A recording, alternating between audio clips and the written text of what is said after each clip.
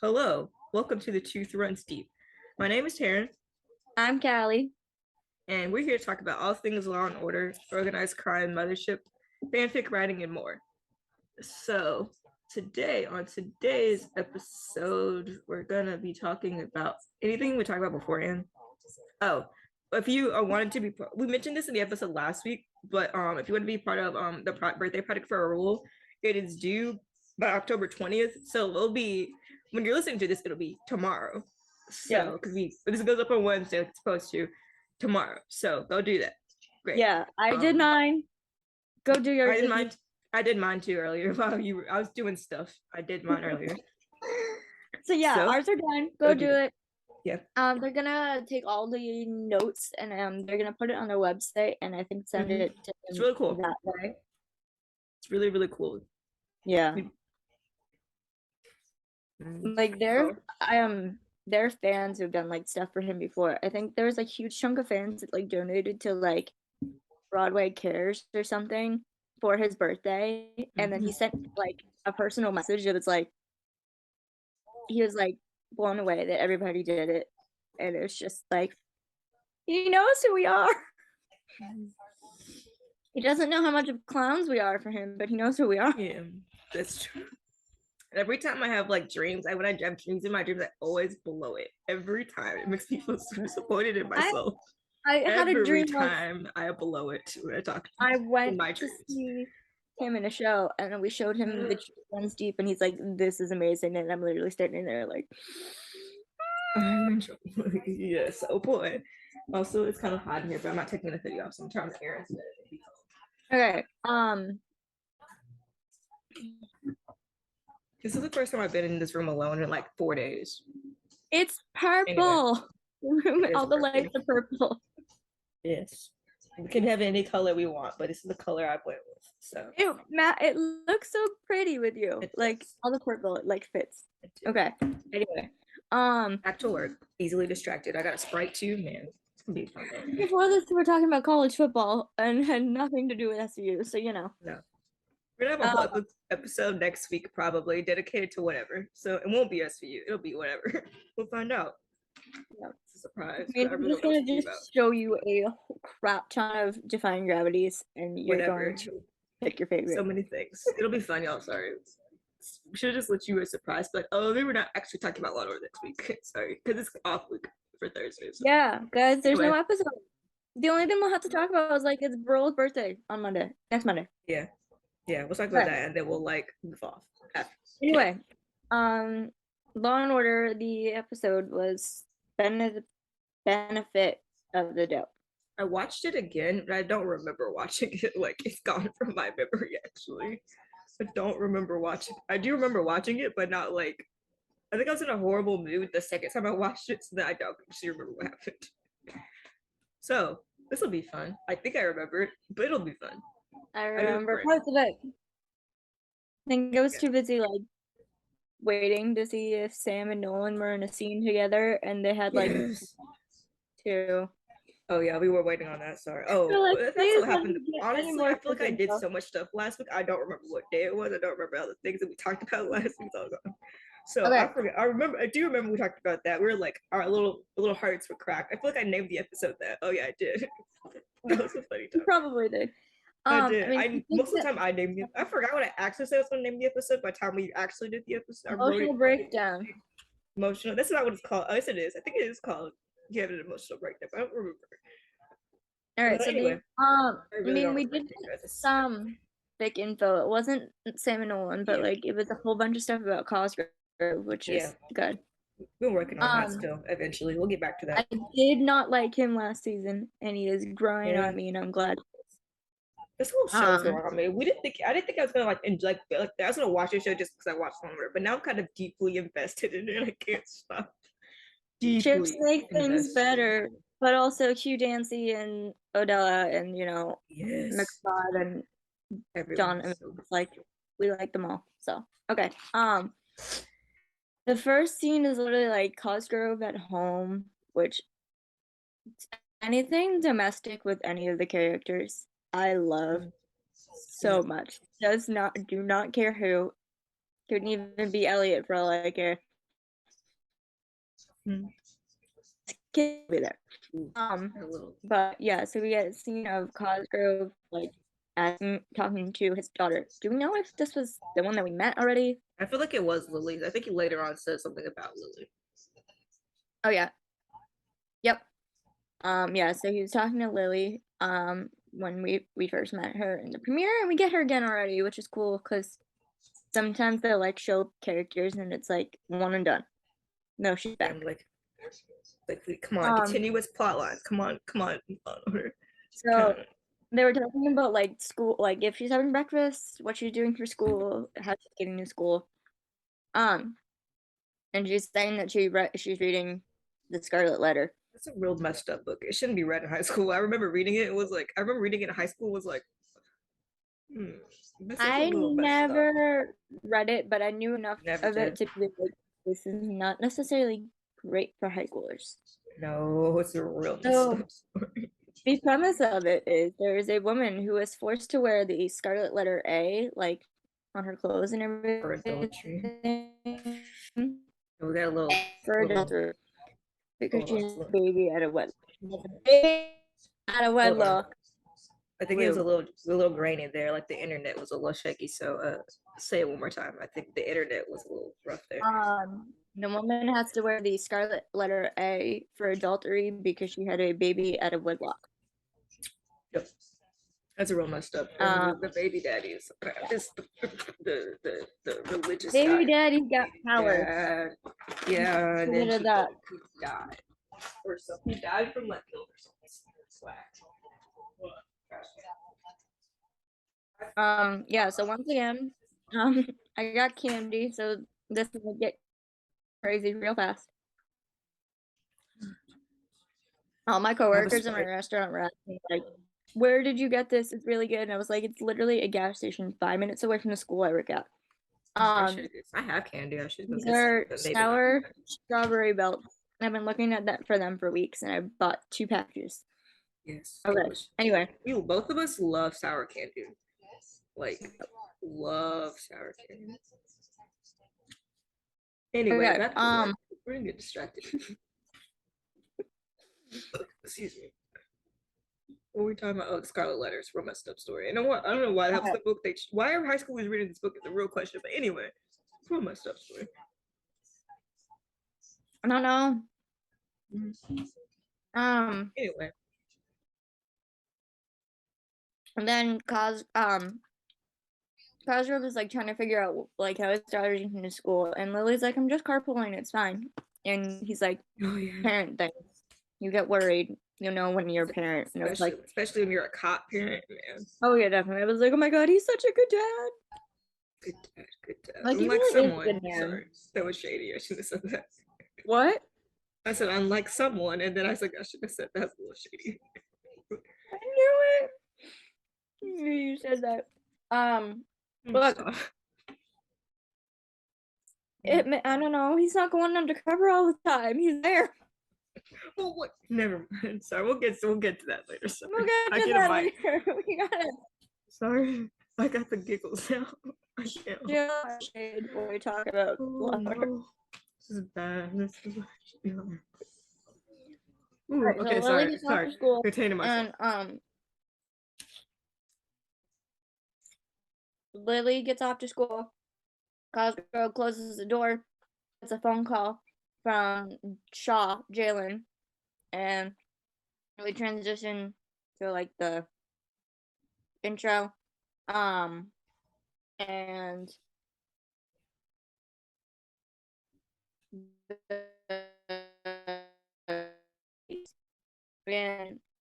it's a pretty brutal crime scene. Like the girl is duct taped on her mouth. She's got like a bone sticking out of her neck. Her earring has been ripped out of her ear. She's bleeding, and her body is like stabbed like 4 times. I remember parts. I remember she stabbed like 4 times. She's basically duct taped and put through hell. We find out her name is Christina Watkins, and she's an author. She wrote like about all her experiences working at like a high class restaurant. And then while they were doing, like, talking about the case, and they got all the names floating by, me, being the theater nerd that I am, immediately noticed there's a repeat offender. Um, he hasn't showed up yet, but the actor's name is Corey Cott. Um, he's in Broadway shows such as Bandstand and hold on, Bandstand A horrible and error. What is it? Newsies. My friend loves Newsies. And She told me I needed to watch it, but I haven't yet. what? I said my friend loves Newsies. She told me I needed to watch it, but I haven't yet. Okay, so that's Anyway. my next mission to get you to watch it. I haven't watched the movie, but the musical is like in my top 10. Yeah. One of my absolute favorites. Half of the Resistance playlist songs are all Newsies. Anyway, eventually, probably when we post the Resistance, we'll give you all the playlists because it's not. If you listen to it with the playlist, it's like, you'll see. You'll know. You'll see the things. Okay. Anyway, Corey Cott, sorry. This is. He's also been in SVU before. He was on the episode Rape Interrupted, the episode where Olivia's former partner comes to her and is like, my son is being accused of rape, he didn't do it.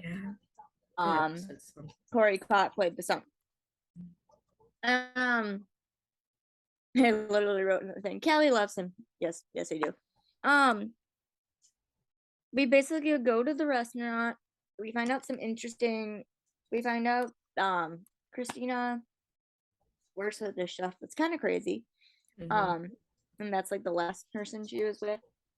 And that's when they transitioned to talking to the character that Corey Cott plays, Niles Harper, who's like an actor who was at the restaurant the night prior because it was like a VIP party or whatever. And he's like talking, and he's like, oh yeah, I saw Christina with somebody. I don't want to rat them out because they're a friend. Oh, actually, before they talked to the boyfriend, because he's like big, likes knives, whatever.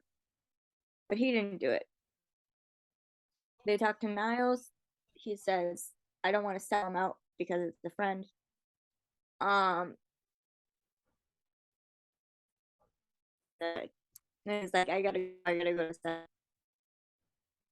Didn't like this guy already. I'm just like, I'm gonna say it's him, literally only because he played a rapist on the show prior.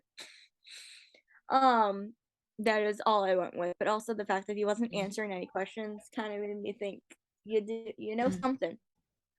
So then we transition back to the restaurant, and the chef, like the chef, like everybody says, is like crazy, literally has a knife to the neck of one of the servers. It was wild. I do remember like bits and pieces, like some of it's coming back together. Because I was like, I don't remember. He's like, they're gonna take things away from me. And it's just like, okay, literally the show started like 15 minutes ago, and we already got that. It's crazy. Yeah, it popped off from the start. Well, not really, not as bad. But, in the middle is kind of where it gets crazier.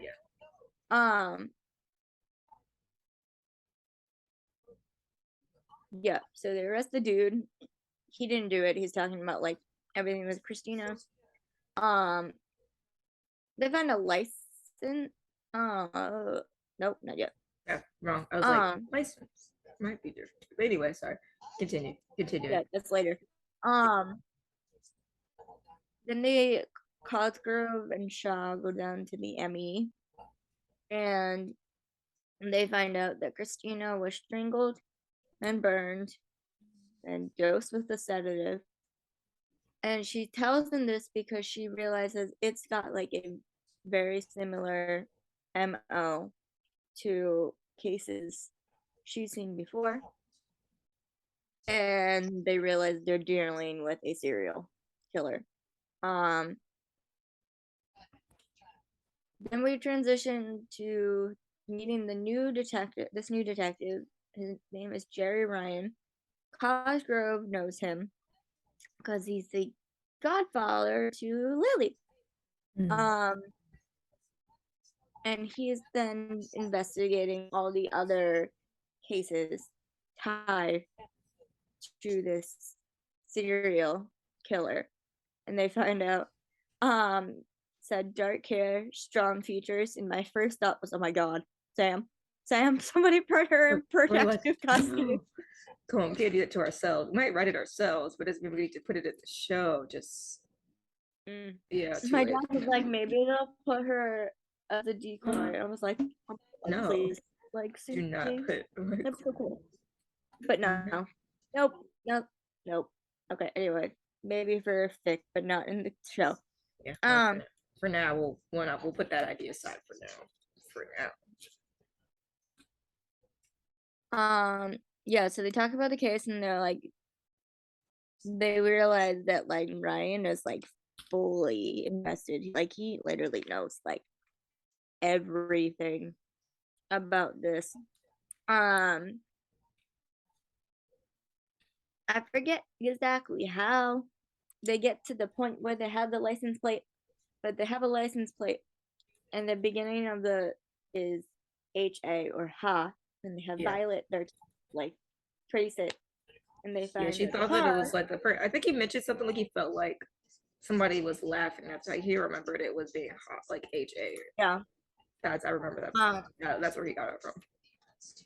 So Violet traces it, and we find out the car that was outside the restaurant, that was like where they're wondering if Christina was near it, is owned by Niles Harper.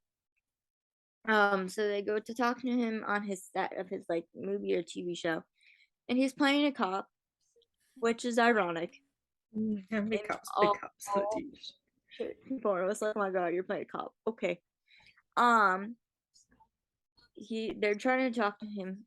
He's not saying anything.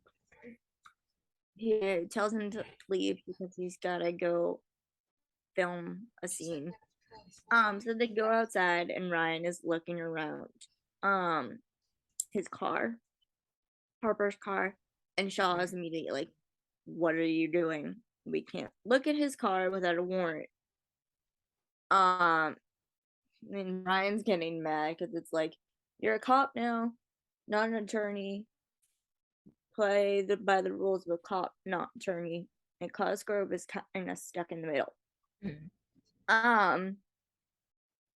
Without a warrant, it could be thrown out entirely. So yeah. Well, and then Niles comes out. He sees them around the car.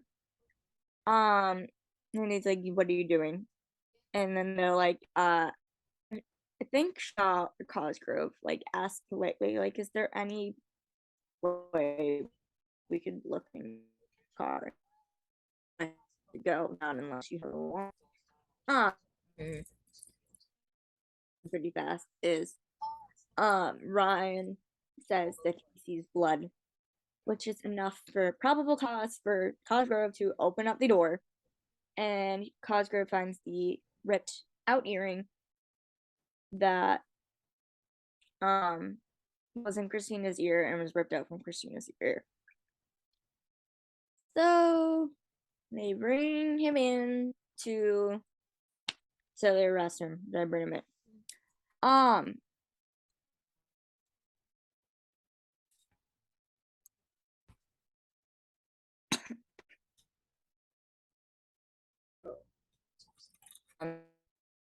what else? I feel like I honestly don't. Like I remember like talking to you about some of the parts, but I don't remember watching it. Yeah, so the earring is found, he's arrested, and I'm pretty sure the next thing is Sam in arraignment, because I literally typed in all caps, Sam in arraignment! It's been a hot minute, yo. It's been a minute since we've seen It's been a hot minute since she's been in, like, the lead on something. I don't know if it's been this season. I can remember. Has it been any this season? No, last season, I think. Last season. Like, last season, like, her do like, want to do thing, and she wanted kids, so. Anyway, Sam does arraignment, and she does awesome, because of course she's good at her job. Of course. Like, I just want one, like, we need a Sam focused episode where Price is just is like, you have like, long enough, you can do this whole Please. case. I will be your second chair. I will be here if you need support. God, I need Yes, come on now. I'll write it ourselves if not we have to. shit Come on now. once, but in general, We don't know who to slip this um, under their door. But come on, we'll write it for you. We'll slip it under your so door. I don't many know who produces the show. do it. Can't bother. And then she's like, Niles Harper is the prime example of power of celebrity, which is true. Um, so like arraignment goes well. But the next thing we get is them talking in chambers with McCoy, I'm pretty sure. And we find out that none of the prior homicides are allowed because it's gonna be more prejudicial and probative. So literally the only case they have is Christina's, which is great. Well, at first, because then they interrogate Harper, and he's like not saying anything. Harper's like saying anything. Cosgrove comes in with pictures of, like, at first I was a little suspicious that it was him, and then Cosgrove comes in with pictures of knives, like giant knives. One is missing, a streak up Christina's hair, and then they have the earring. I'm like, my God, this guy is twisted. Then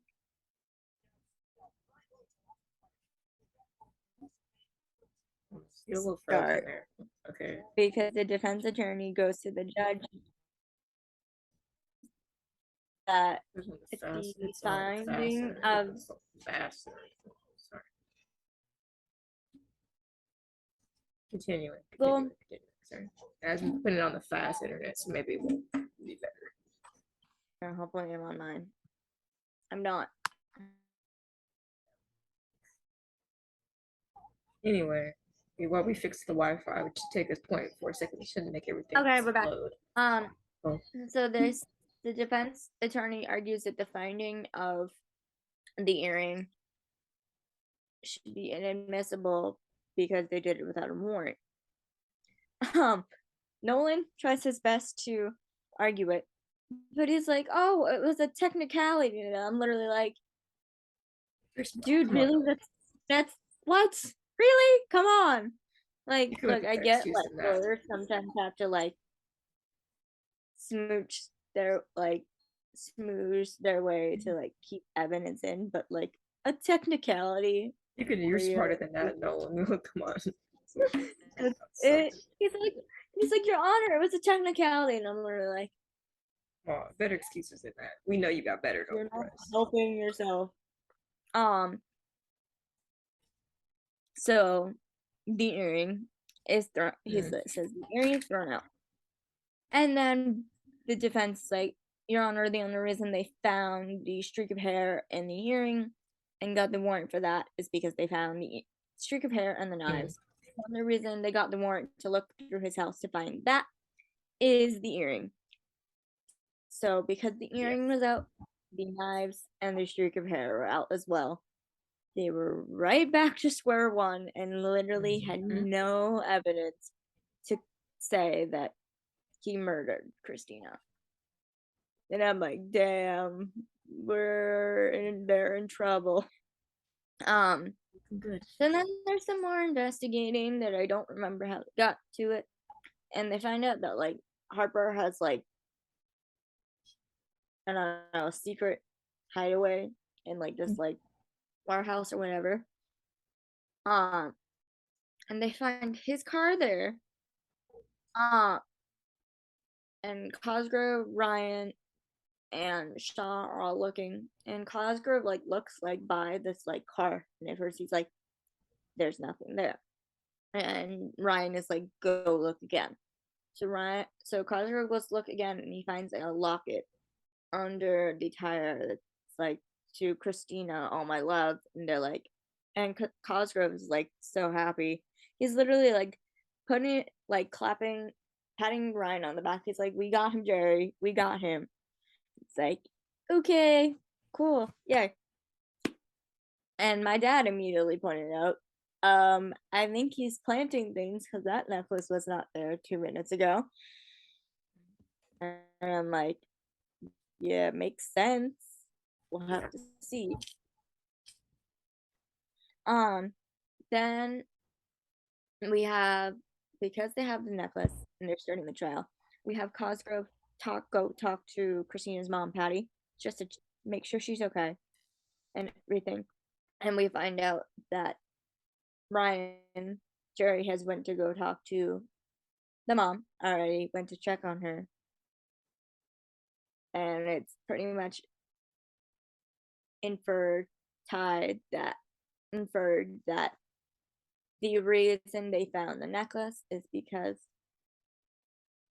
Ryan got the necklace from Christina's mom and then put it under the tire so they'd be able to catch this guy.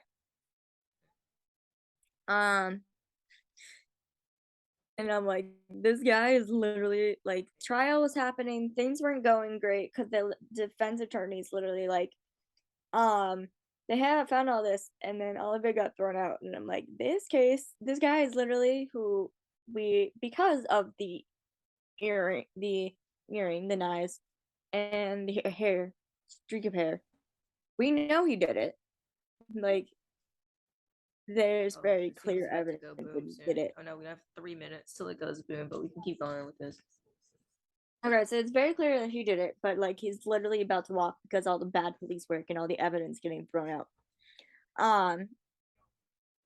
A big thing that like no one used in his case is we see Harper on TV all the time, but do we really know him?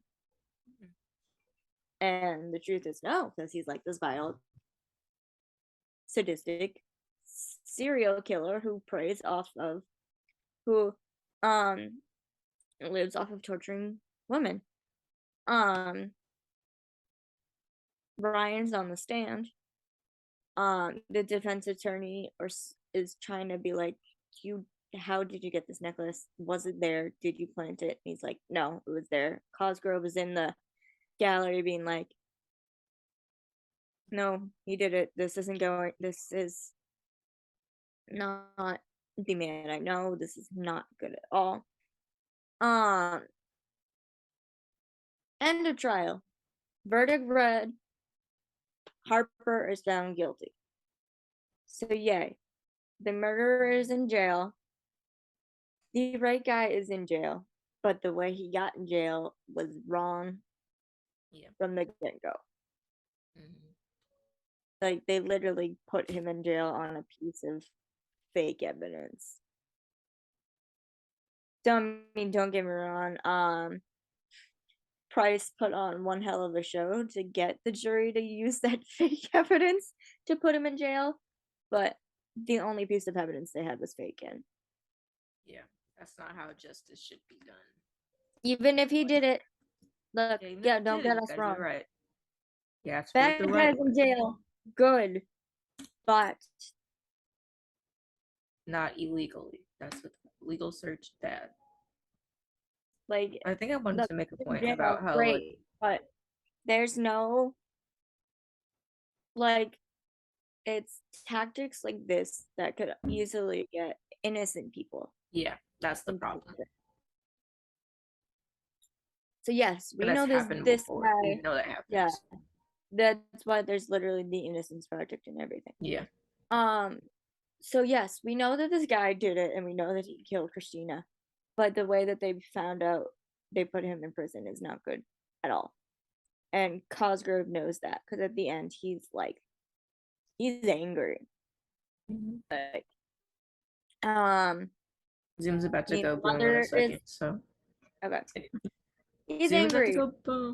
We'll be back in a moment. Who knows? A moment when the Zoom goes boom. Is it happening yet? No. We're waiting on for it to explode. It hasn't happened yet. But see, always look up and go, less than a minute. I'm like, oh, it's about to go. So I wanted it to be faster. It would happen faster. You have work to do soon. Hurry up. Okay, back to what we were talking about. Sorry, y'all. Technical difficulties. Difficulties. Okay. The girls are found.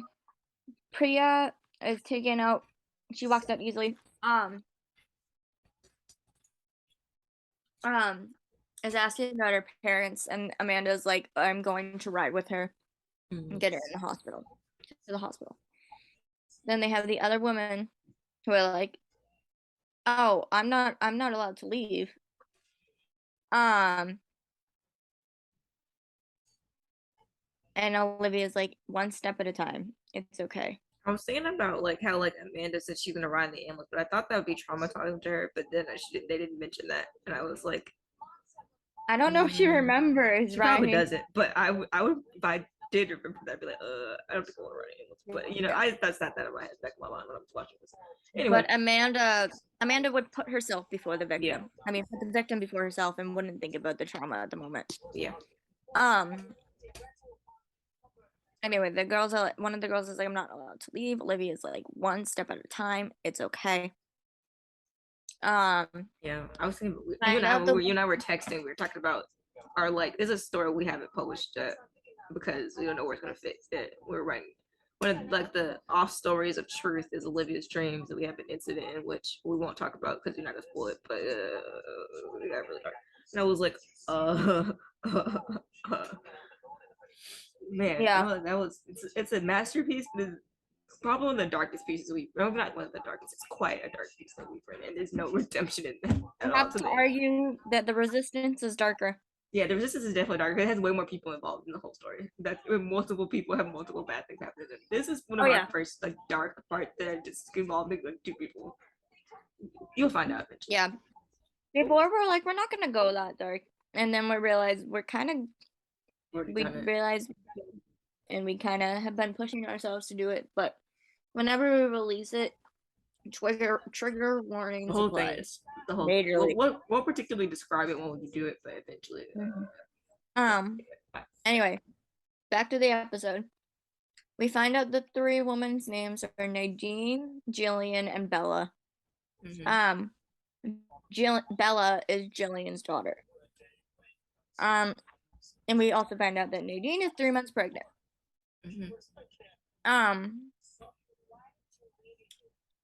One of the very first things that I thought of when we saw the three girls in the basement, and that one of the girls was one of the women had a daughter. The first thing it made me think of was the Ariel Castro case. Do you remember that at all? Probably. They did an SVU episode on it.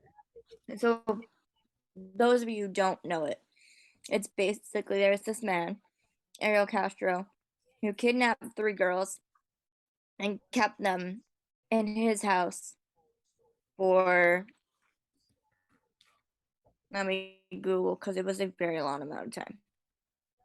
I probably have heard about it, but I don't remember. So between 2002 and 2004, Ariel Castro kidnapped Michelle Knight, Amanda Berry, and Gina De Jesus. All 3 girls were imprisoned in his home until 2013. One of them had a kid while he was there. Basically, similar to this story, to this episode, the 3 women that Ariel Castro kidnapped, he raped and kept as sex slaves, and basically just kept them in his house because. They did do another SVU episode on it, but I wouldn't be surprised if this episode was based on this case as well. Yeah, one of our like ripped from the headlines, kind of. Yeah. Because the other episode that I can't remember exactly what it's called, but like in the episode, Barbara is like, this is like the Ariel Castro kidnappings.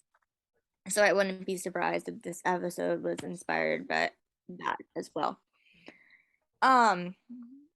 So Muncie, Olivia, and Amanda all talked to the 3 girls and Priya. And we find out that there's like a basically Priya is like, this guy took me, he was big, he told me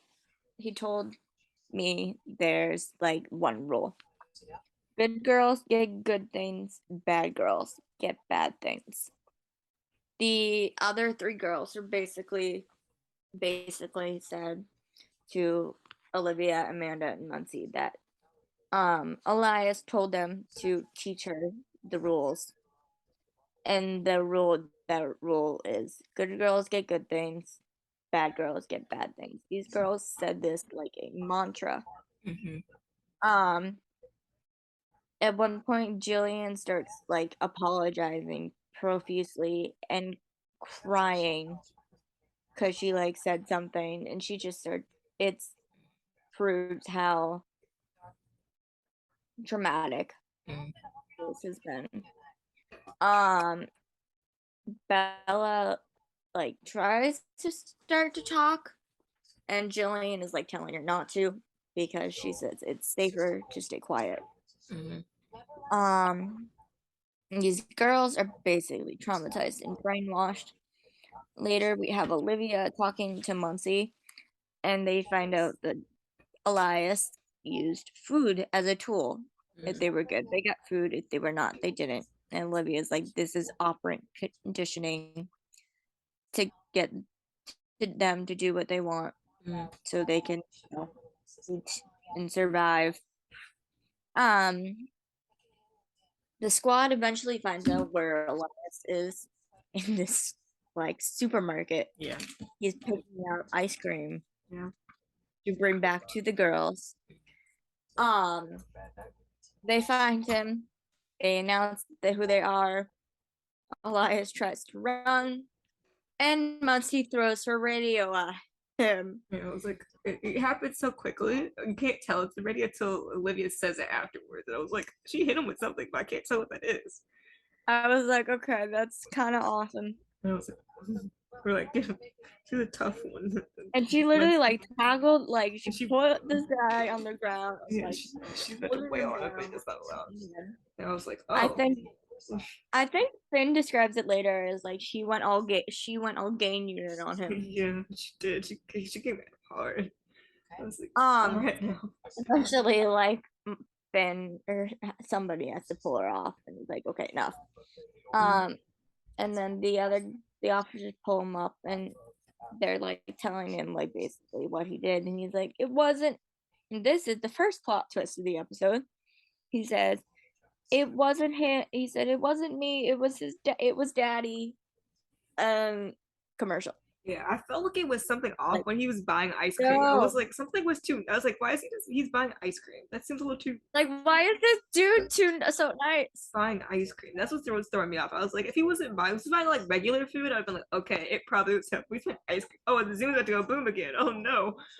Again already? It's Really? been 40 Dang. minutes already. It's literally 40 minutes at a time. Oh my, it's just go boom again.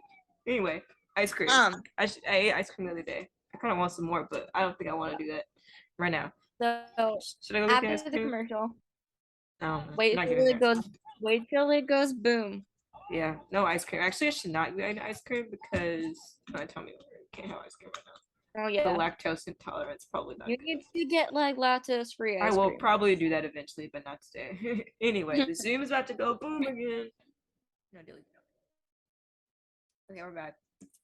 Alright. Yeah. So the end, Cosgrove's mad. The mom is grateful. She's thanking everybody. But like, still not all great. We transition to Cosgrove going home for the night. And Jerry is in his house already. He's there for dinner. Lily calls him Uncle Jerry and it's like, Uncle Jerry's here for dinner. Um, mom's it's like the mom's getting everything ready and the two guys talk and basically the point Cosgrove is trying to make is like, you can't do this. Like you lie, like you basically you lie. Even if you think it's Go ahead. Oh, sorry. Okay, anyway. Um, yeah, if you think this is good, then you're wrong. This isn't how it should be. You lied to me. Like, and Ryan is basically like his point is like, well, we got the guy. Who cares how we did it? And Cosgrove is like, that's the entire problem. Yep. Exactly. Can't do bad police work. This is what causes problems. Mm. Now, if Cosroe could tell another cop this same Someone, thing, right? You wouldn't have so many problems. Yep. I don't know. He'd probably still do it. He doesn't care. Ryan didn't care. Yeah. Still Um. care, you know? So basically, the episode ends with Cosgrove getting so angry he just opens the door and is like, "You Like, need to get go." out. Yeah. And That's he's the Jared Button is like, "You need to go." end. And then that's it. That's the end of the Yeah, episode. it literally is the end of the episode. I don't remember watching But it, so I can't actually rate it. Like that experience, I don't remember. Like I remember, like I watched I like give the it. end of it, and then I watched it like Friday morning. But I was like just woke up, and I don't remember. I give it 3.5. Yeah, it was Like okay it was episode. I mean, yeah, interesting to see how like literally every like in the middle of the episode everything literally turned to crap and it's like, how the hell yeah, are they gonna do this now? yeah, And then we learned that it's like moral of the story is yeah, like please don't yeah, do that police work. yeah. And I think it's Um what I also then I think it's good that like they critiqued that part of the like police work in this episode that like and they you can't be had doing they critiqued it instead of like being like like let someone like somebody who does it all the time. They critiqued it in this episode. Said you gotta they stop doing had a cool thing they had is like Shaw had been like the whole time like Shaw was like not good with this guy's police work. He's it. like you can't do this, you need warrants, everything. Cosgrove was still holding on to the fact that he knew this guy, he knows he's a good cop. He and Jalen even had a conversation about this.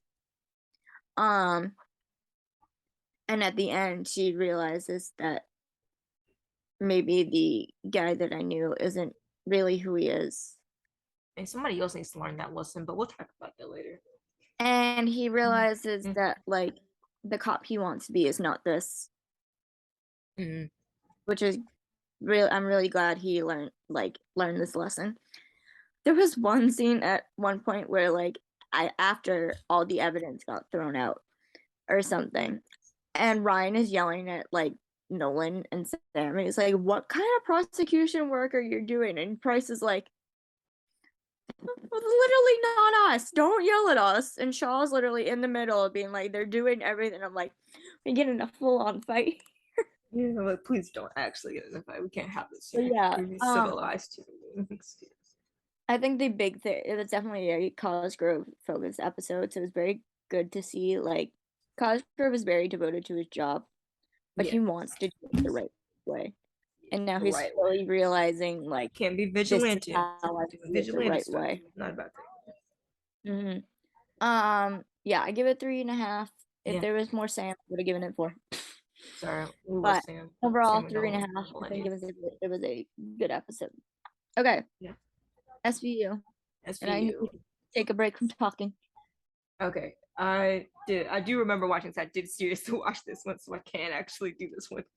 Don't remember what happened when I watched the first episode, but I don't know. Brain fog is a strange thing. Anyway, so I did not do okay. Sorry. Okay, so the beginning of the episode is Olivia's at work and Noah comes in and with his new babysitter. Her name is Martha, and she's maybe she's I don't know. They never say babysitter, but he takes her he picked Noah up from school and brought him to Olivia's office. Yeah, and everybody's first thought is where the heck is Lucy? Well, true, but maybe only Lucy only watches small children, so maybe I don't know. Or maybe she's in school. She's Maybe like she's in also college. like Lucy was in college when Noah was a child, so Noah she's probably moved on in life. But all the best to Lucy. But everyone's like, "Where is Lucy?" Wherever she is, we wish her. Literally, I saw Noah running through the door. Somebody and, did like, say that. I was like, my next thing I was thinking, I was like, okay, so Lucy's coming, right? And then we see the new woman. I was like, what? where's Lucy? Where is she? Oh no. Okay, next thing. Yes. Noah is so happy to see his mom. He's like, Yes, Mom! we love this kind of energy. I need to stop. This is like an office chair, so it kind of like leans back a little bit. I need to stop. I have too much energy for some reason. Yeah. So she gives him a hug, and it's a bit. Oh, what just happened? Oh, it's fine. It just Yeah, saved the we just video. The last. Oh, it's fine. It closed the are we still window, recording? minimized. Yeah, it minimized the window to show me that the first video was done processing. So we have the first Okay. video this time for sure. So Okay. Noah's happy Anyway, to see his mom. He's like, so Mom, and happy hard to to say. see this mom. It makes me so happy. Yes. Sorry, I love that. I So love that. Olivia, it makes Um, Olivia happy and he's happy. Yeah, it makes me happy. and while Noah's running in the office, we see Muncie turn around and Liz like, who is this child? And sees Noah enter Mm. office. Um and then so Martha's like, I is talking to Olivia. And it's just That's like, something. it's fine, go home, take care of your husband's migraine. Yeah. And then she leaves. Um Olivia and Noah talk about how they're going to go get Shake Shack. Yes. And I was Yeah, like, Shake yay, they're Shack. going on a little mom Sunday. Yeah. Super cute. Shake They're Shack going is to get, delicious. like, I mean, obviously they're just going to get dinner, but I'm going to, that's what I'm thinking. Because it's literally like she gets to leave work at a reasonable enough time to go spend time with enjoy family her son. time. Finally. That's literally, it's like, that's something that's like I've really been thinking about important to that her. yesterday. I was in the car. No, I don't know whatever day last day I got in my car was, and My Little Love played. Bro, I was stopping control. I was driving my car. I was like, bro, you need Spotify, please. You're making me unstable. Anyway, sorry. Okay. No, eventually. We haven't talked about no. We haven't gotten to that part. We'll put that stock in, anyways. Anyway, sorry. They Let's talk fix that. about going to Shake Shack, and you pointed out that the Shake Shack is good and supportive of the LGBTQ plus community, and I was like, yay, good. Love Shake Because Shack. no I one's went one bisexual. time, but it was delicious. It's pretty good. Oh my god, I was It's only- literally It's thinking like an hour about and a half it away. I can't actually go to Shake Shack again right now. before the episode started. Like before the episode, I was like, okay, we're getting Noah moments. I don't know what it was. Didn't know what it was, and I don't know. The first thought my brain went to is like, he has a crush, and like it would have been super like, but he has a crush on a boy, and it would have been like, yes. It would have been cute if he had a crush on a girl, but yeah, but we want to truly embrace bisexuality. You too. I want more moments of him talking about his bisexuality. Yes, do it right though. And we don't want tokenism. before everybody gets all up in arms that he's 8, deal with it. He's bisexual. Yes. Enough. Literally deal with it. Don't be haters around here. Yeah. No, we Don't support Noah Benson in this podcast. Yes. Okay. So they're going to Shake Shack. They walk out of the room, and Noah meets Muncie, and she calls him like little dude or like little guy or something. I'm like, okay, this is cute.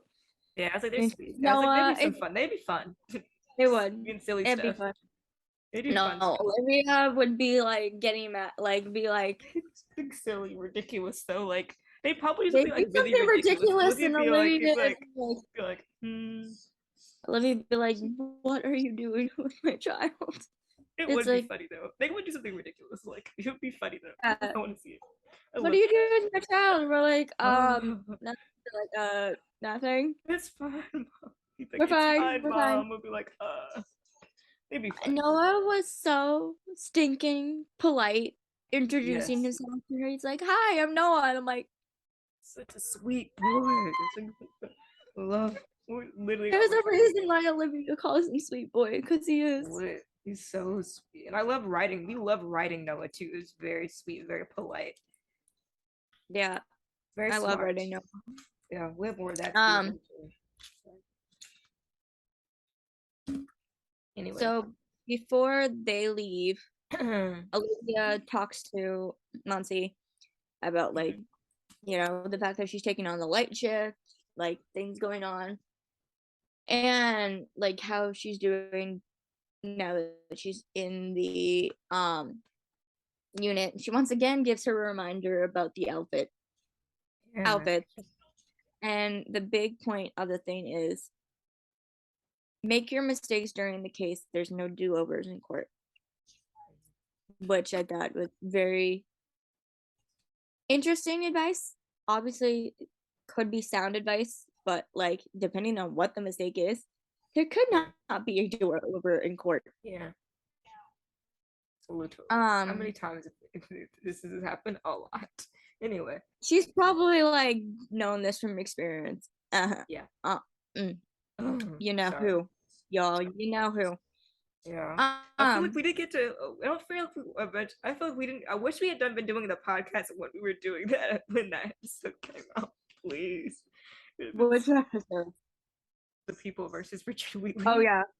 We weren't. We just started several months later. We talked about it later, but like it would have been better if we had done it straight after that. But oh well. Oh yeah, that would have been so much fun. Somebody sent us the video of it. Literally, it's like I forget what the title is, but like Raphael besting Elliot in court. And it was like, yes, me. It was me. It was me. It was me. I was like, because I was going through my YouTube, and it's like I was going through YouTube, and it was like the perfect was like, I was like, yes. I'm gonna share that one more time in case people forgot. In case anyone forgot, still the king of the courtroom. Elliot got held in contempt. Yes, sir. Only people celebrating that is us. Yeah, literally the only people celebrating that is probably us, but I don't care. Do whatever I want.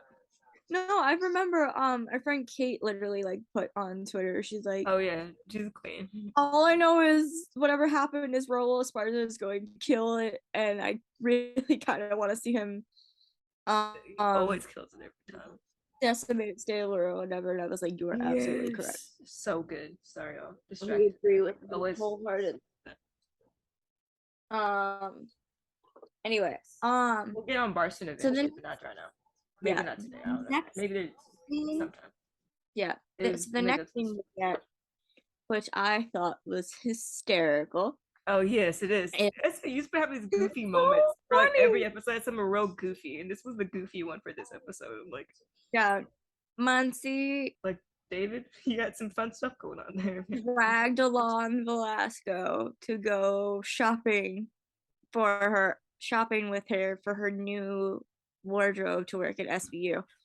And they like literally he's like hanging over his shopping cart looking around the mall, and his first thing is, I'm not a stylist, why am I here? It was like, oh my god, I'm not why you're here either. You're just not like shopping.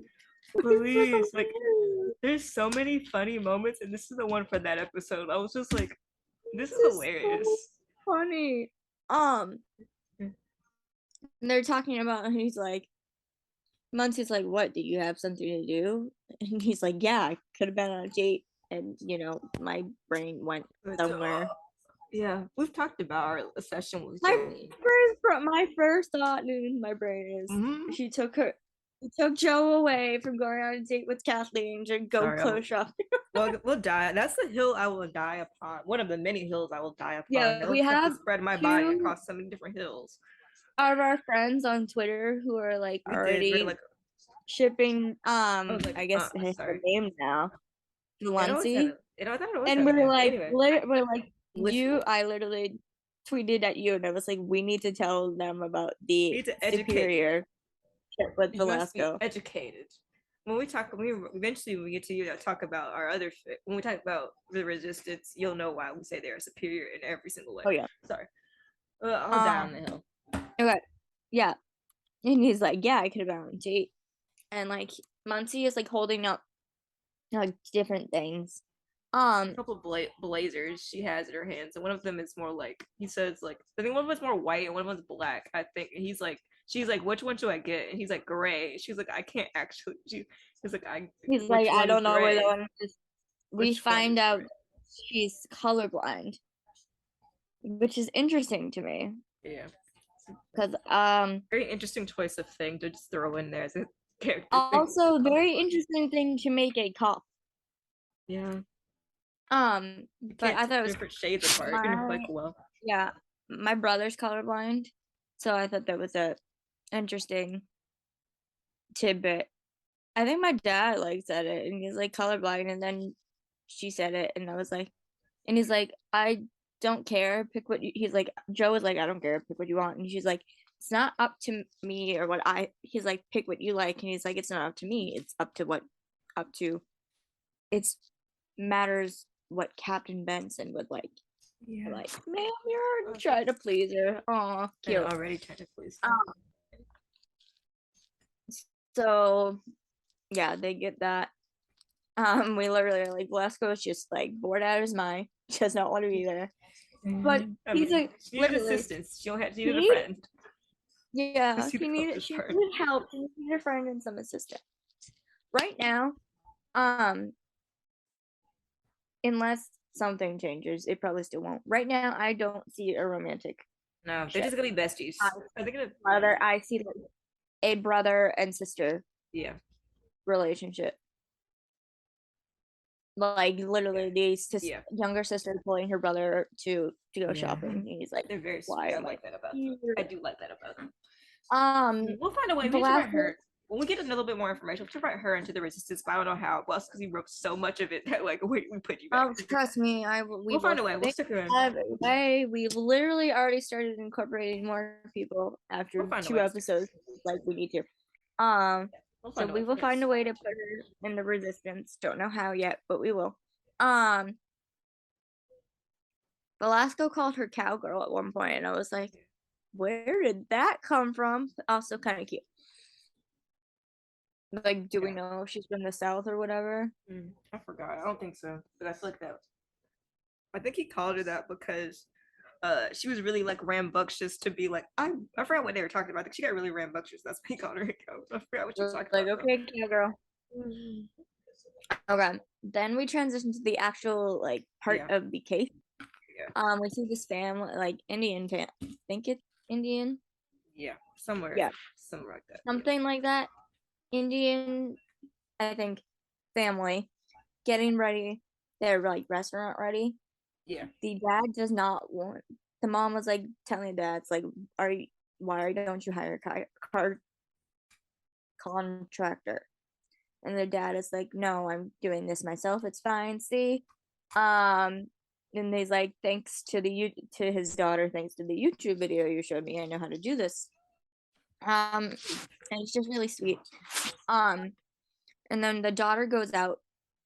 We transition to just the mom is in the shower, like the dad's finishing stuff at the restaurant, the mom's in the shower, and this dude comes in with this really big dude comes in. Yes. With a welder's mask on. And the dad is shocked.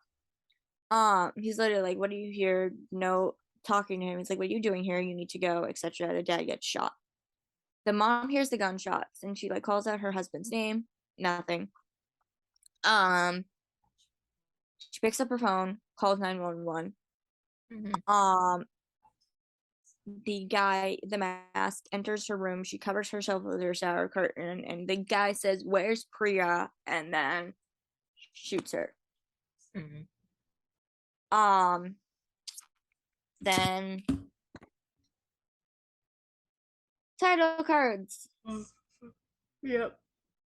Then eventually SVU comes in and they're like they're like at the house and they're trying to figure out what happened. Like both parents are alive. The dad's in surgery and the mom is like in stable condition. Now they just need to find the daughter because she's been taken. They don't know where she is. Velasco and Muncie enter her room and they look at stuff in her room. And then they have this really interesting conversation. They do. About birth control. I don't remember all of the details. Except the fact that Velasco's like, I remember. It was about how like they were talking about how like the daughter may not have been was on birth control, and they were talking about how like some like cultures don't believe in that, and how maybe like the dad didn't believe in that, but the mom did, because like sometimes birth control isn't necessarily for like not getting pregnant. It's sometimes some people have to take it because they get really heavy periods and that are like really really bad. So birth control helps like stop them or slow them down to a pace where they're manageable. Yeah, I think that's what they talk about. So Velasco's like thinking like Velasco is a good guy, but he's also a guy and does not fully Yeah, man. understand things a woman Yeah, would. my So friend and I literally, anytime some man does something crazy, we just go, man. so this was a men moment for Velasco. He's like thinking of all these crazy situations of why she would have birth control. Muncie is like, it's not just she. Like he's like, oh, what if she's like with her boyfriend trying Yeah. not to get pregnant, etc. And Muncie's like, it's not just for that. The I think she mentioned something about the period thing that you said. Yeah. Um, but then Velasco does have a good thing. He's like, if it is just for that, then why hide it? And like, you know what, sir? You got a good Mm. point. Taking birth control is No one should something that shame you for. No one should be shouldn't shaming be you for for. taking birth control. Yeah. Whether it's because you don't want to get pregnant or because of your heavy periods. It's not something you should be shamed for. So I'll give Velasco that. Um,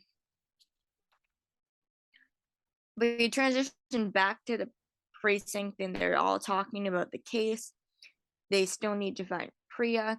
They're talking about how there are gunshots, and Finn says gunshots from the new soundtrack of the city.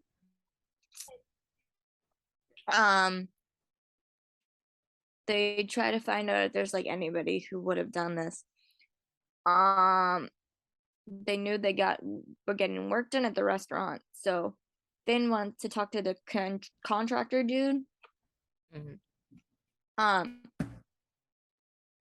and they're like asking him about his clients, and he's like, "Yeah, there's this one Indian dude. He was a prick or something." And Finn was like, "Why?" And he's like, "He asked for all his money back because one of my welders was looking at his daughter funny."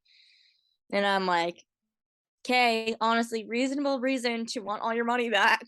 Yeah, we can't have creepy people around. I don't want like I wouldn't if I was a dad, I wouldn't want a creepy man around my daughter.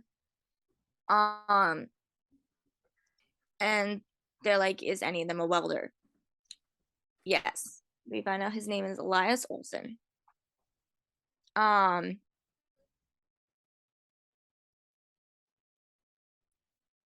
they like talk to think they talk to the parents, like the mom is still in there, and they're like, They go to the hospital. Oh, in there or to the hospital? Maybe I'm jumping ahead. anyway, they're at one point they talk to the mom, they're like, please, like she's like finds out that her husband was shot and daughter's not there, and they're like, please find our daughter. Um, they get some more information anyway.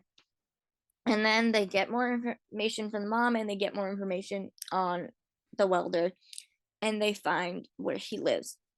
And so they all get the squad together and they're walking through the woods to his house. And Rollins is in front.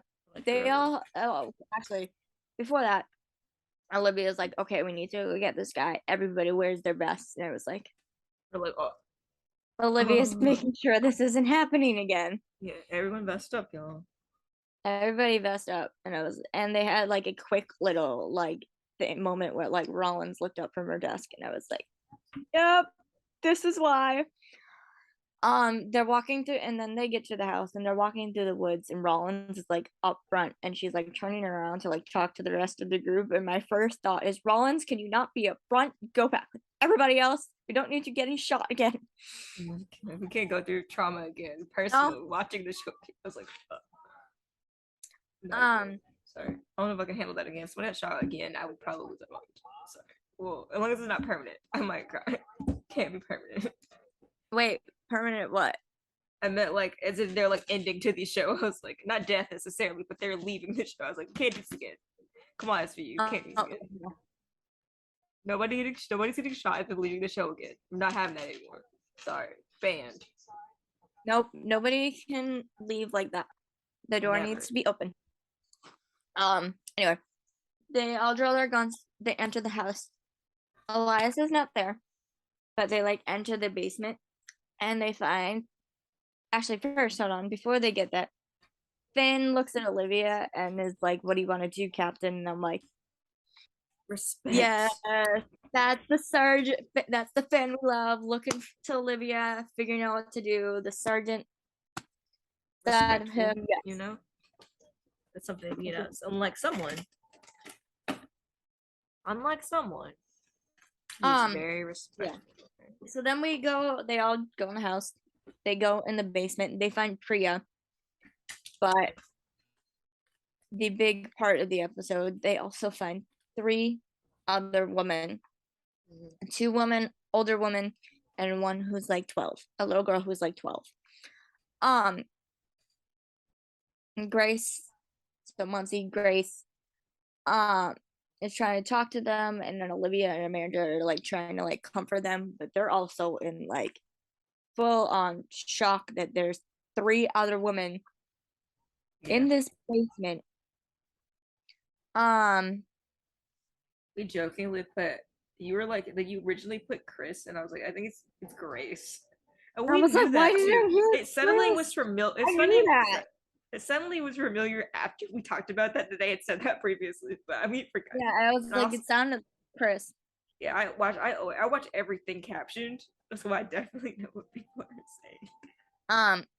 So they're literally just trying. They're like, Priya is okay. She leaves. She's asking about her parents. Getting the audio back. Pause. Hold on. Headphones died. Hello. Headphones. Headphones. All right. I was just hold on. Oopsie poopsie. Headphones died. I mean, hello. Hi. Okay, hold on. My headphones died. I forgot to charge them. Then it was like low power, and I was like, oh, that's fine. Can you like work, please? That would be great. Sorry, hold on. I'm gonna pause recording to get myself together. No. Continuing. We're back again for the 3rd time. Here we go. Back again. Okay. So the guy gets arrested. We go to commercial. After the commercial, the guy's in interrogation. And Olivia is like looking in the window, and Finn is like, they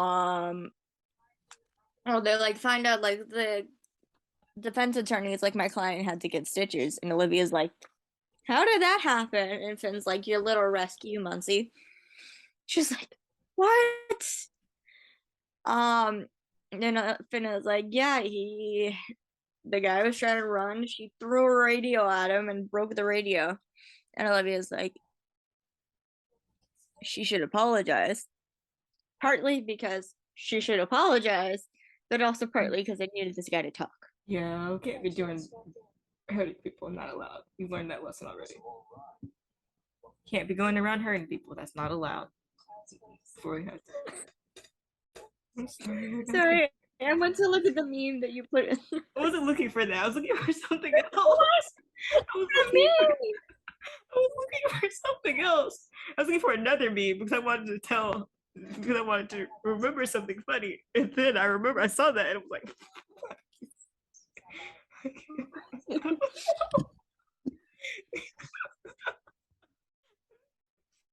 I don't have permission to.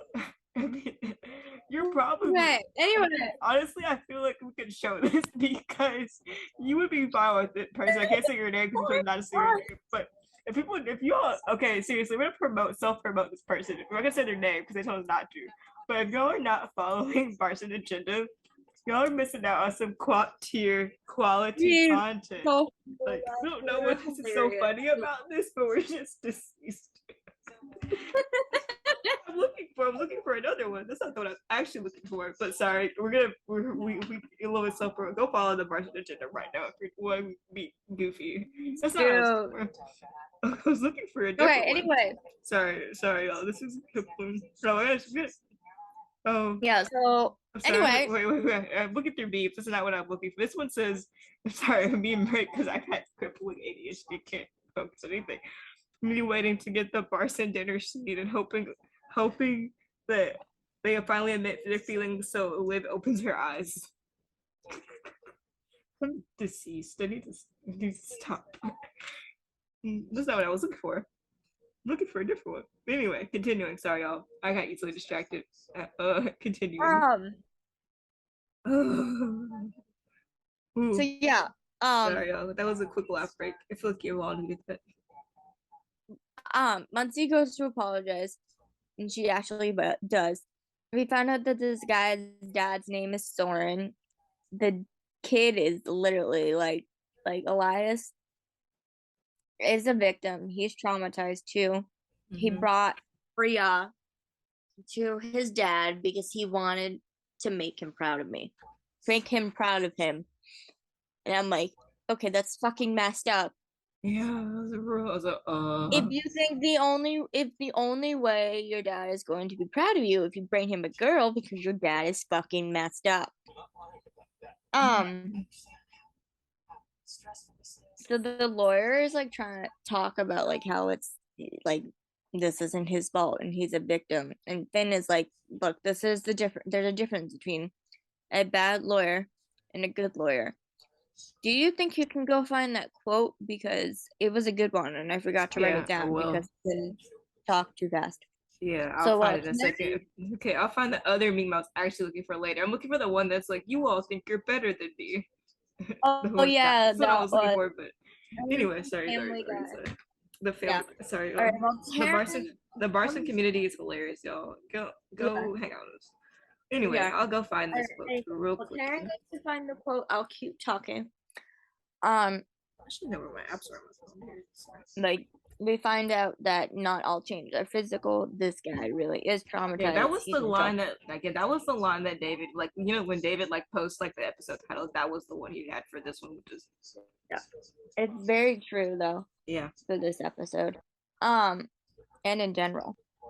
And then we go back outside the interrogation room and Amanda looks right at Olivia and says, if it goes to trial, Carisi will rip him apart. Well, no, if it goes to trial, Carisi will rip him up. And I was like, yay! Carisi mentioned that he wasn't shown on the episode, but that's okay.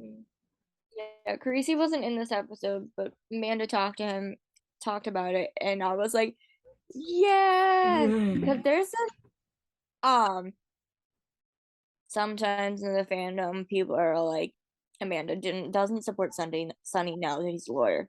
Are there moments that she's not perfect? Yeah, we talked about this in an episode one day. I forgot which one it was, but we talked about something. Supporting him, yes, but this is proof that she does. Is it one of the Barson ones or the Releasio? Maybe both. We talked about it in that. So this is proof that she does. Yes. She literally is like, Carisi will rip this guy up, and I was like, yeah, I wish we could have seen it, but never mind. No spoilers for the episode. Yeah. Sorry. Supportive of her man.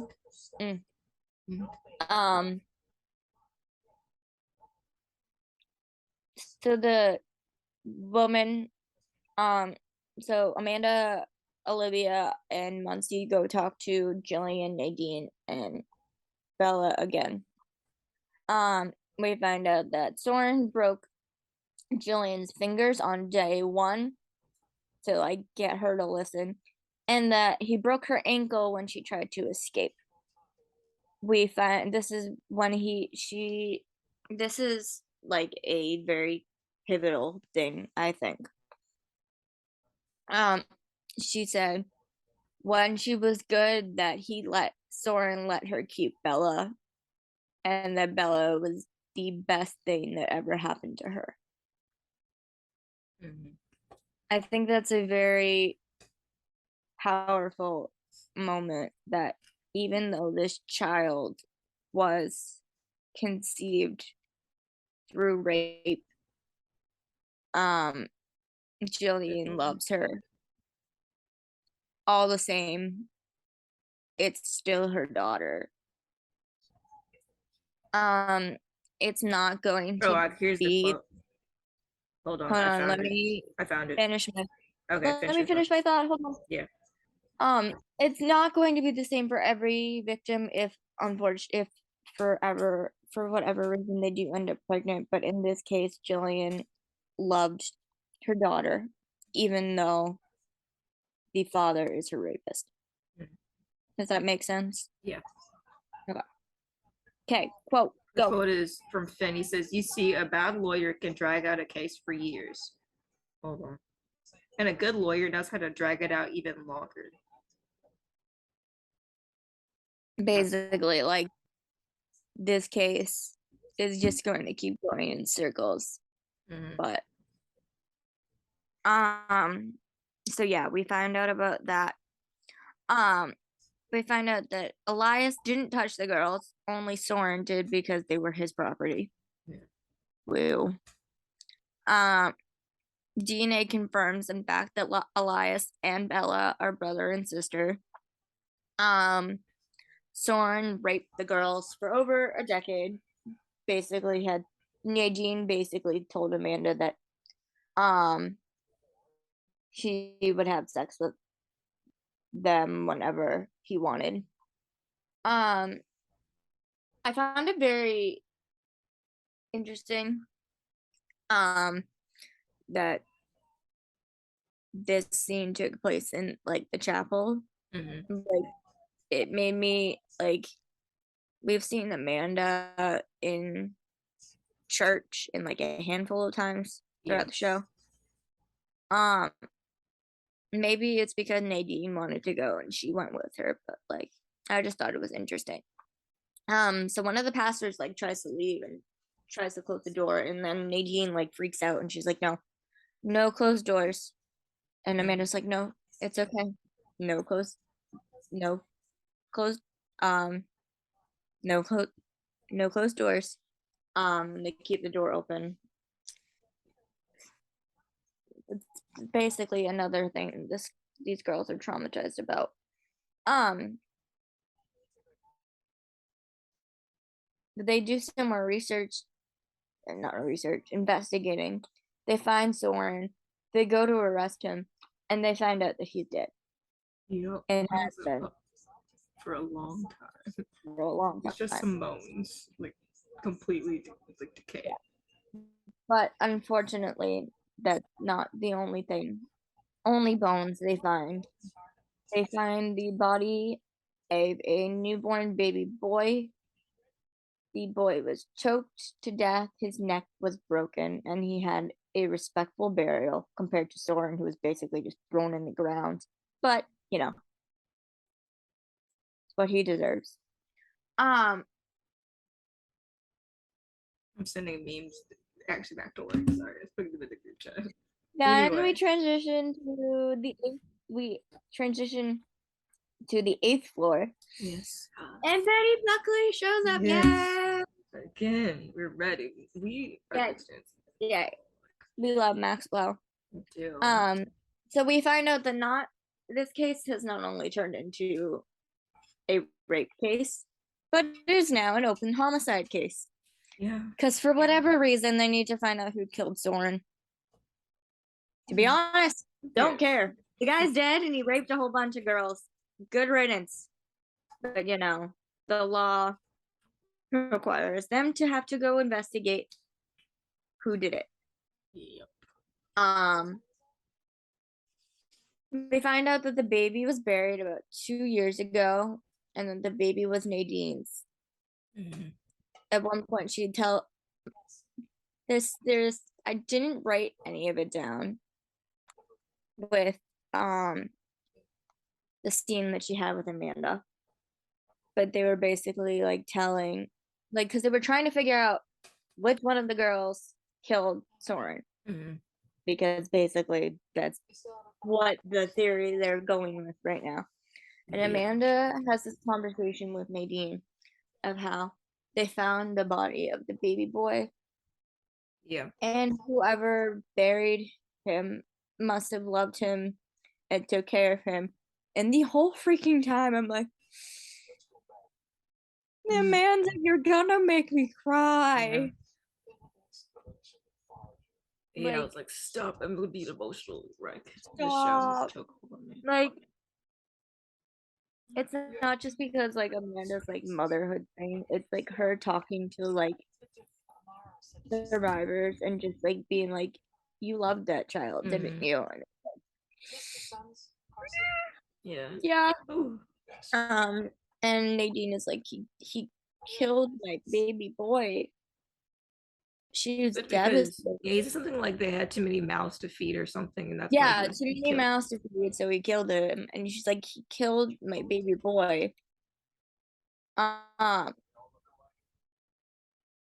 she didn't want, basically, didn't she doesn't want to lose the one that she has now. Um,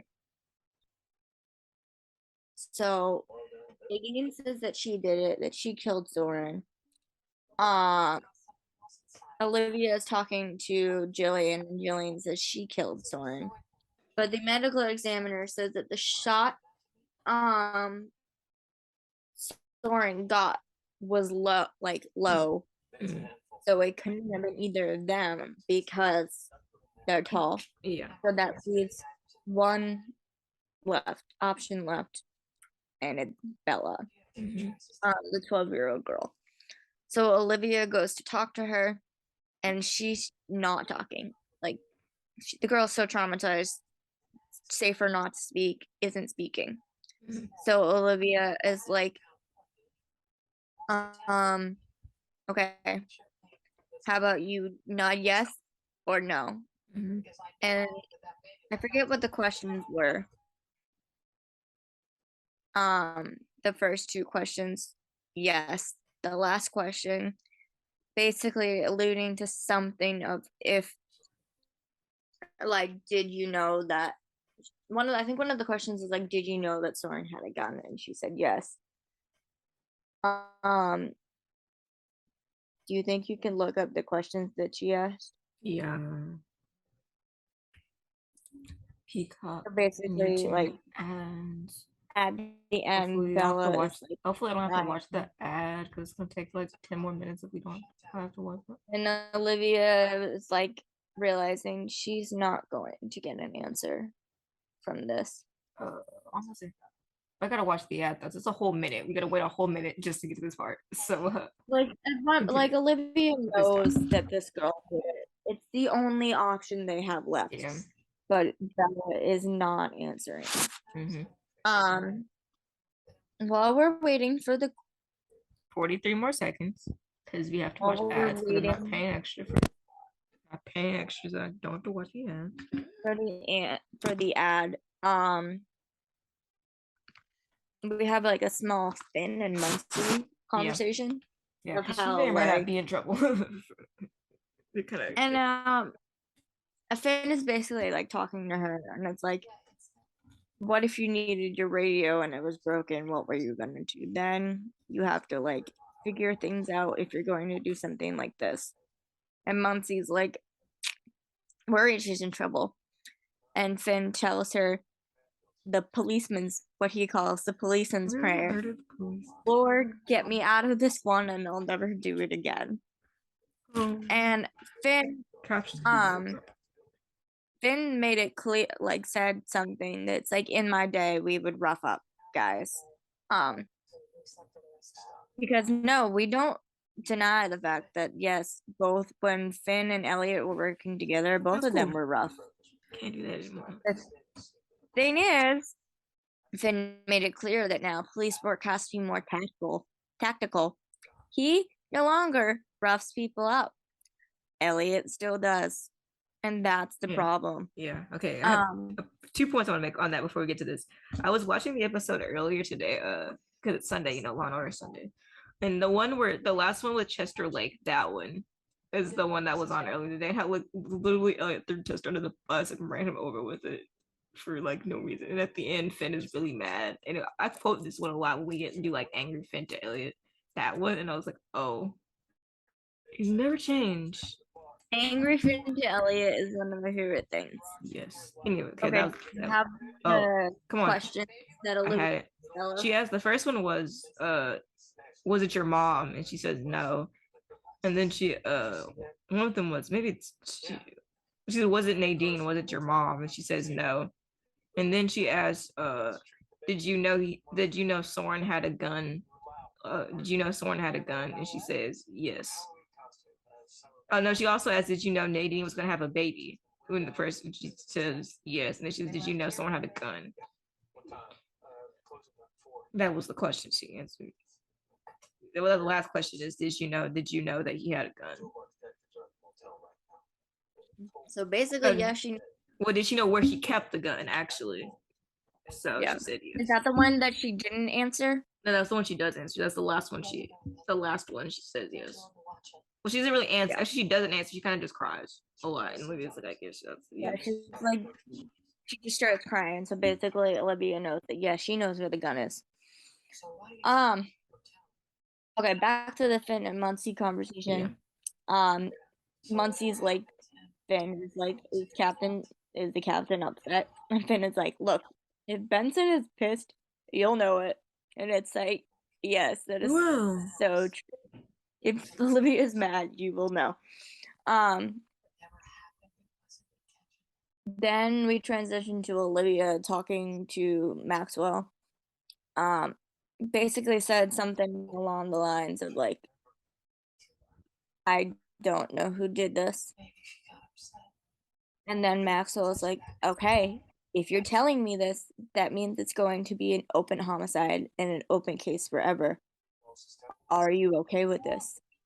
And Olivia is like silent, but it basically is like, yes, she's okay with this. Olivia is now protecting the 12-year-old, which honestly, fair. But would they have really put the 12-year-old in jail for killing the person who raped her mom? I don't think any competent jury in the world would do that. At least I hope to God not. You can only hope. You can only hope. Yeah. They have put other like FSC episodes where kids have gone to jail for doing stuff. You know, like not necessarily bad things, but like protecting their parents or protecting people they cared about, and then they may killed someone. You're like, oh. Yeah. I mean, I would hope not, but I see Olivia's reasoning for protecting the 12-year-old. She has already been through enough. A trial is not the right answer. Maxwell calls it a statement in chess and is like double checking to confirm that this is what Olivia wants to do. She doesn't want to tell her what happened and that she wants to keep the case open forever. And then the line that I did not expect coming, and I don't think you expected it coming either, because from what we know with Maxwell, she very much respects Olivia. Olivia is one of the first. Olivia and Sunny were the first two people she ever told that she was raped, that she was in a marriage for 15 years. They shared tea last episode. Yeah, that's a sweet. So it's like a colleague, like a really good like colleague bond, could possibly be friendship. And then this line comes. But before I say it, like, we all need to bow down to Betty Buckley just for this one line. It's like, oh my god. Okay. Maxwell looks Olivia dead in the eye, and in like one straight single tone voice says, "Justice may be blind, but she's not entirely heartless. But you'll see how heartless I can be if this conversation ever comes back to haunt me." And I was like, oh. Oh my god! Holy crap! I was like, oh. Do you still have the wait, no, will we get copyrighted if we play the I don't know. audio? Well, I don't know. That's why I'm like, we haven't so far. From last week's we did play a clip. I don't know. Well, actually, you see YouTube is like that. We don't upload to YouTube, so I don't think they Wait, I've showed pictures of the show before. Pictures technically aren't copyrighted. Audio is for some reason. Okay. Well, I did YouTube for a while. Okay, that's why I know these kind of things. So I don't know if it's the same for podcasts, but I know for YouTube, you cannot put people's videos, otherwise they will come claim you quick. So yeah. But you'll see how heartless I can be if this conversation ever comes back to haunt me. Basically, the 8th floor stuff. I was like, holy crap. Do I think this changes things about Maxwell and that she is a good woman, not a good woman anymore? No. But basically, it's like, she still has to keep Olivia, like, accountable too. Yeah. If you haven't seen the scene yet, go watch it. Yeah, please. Because literally freaking Betty Buckley So left me good. stunned. I literally wrote afterwards, I was like, holy crap. Okay, so there was that. That was the scene that we seen all the promo pictures of Olivia on the bench. On the bench, just having coffee. Yeah. This is the last scene. I don't think there's anything else between that last. The last scene is basically Olivia telling Jillian and Bella to go live their lives. And they walk out of the hospital together to start their new. I was really scared, actually. I thought the police were going to come and arrest them. I was terrified. That's what I thought in my head. It didn't happen. I was like, "Ooh, they also called Jillian's family. Yeah. Not Jillian's, Nadine's family from like they moved to like Puerto Rico or something. Wherever they called them back. Yeah. To have them take Nadine too. I forgot to mention this before. But Priya was fine. She was not physically hurt, and both of her parents were alive. Yeah. So like all the families were. Oh yeah.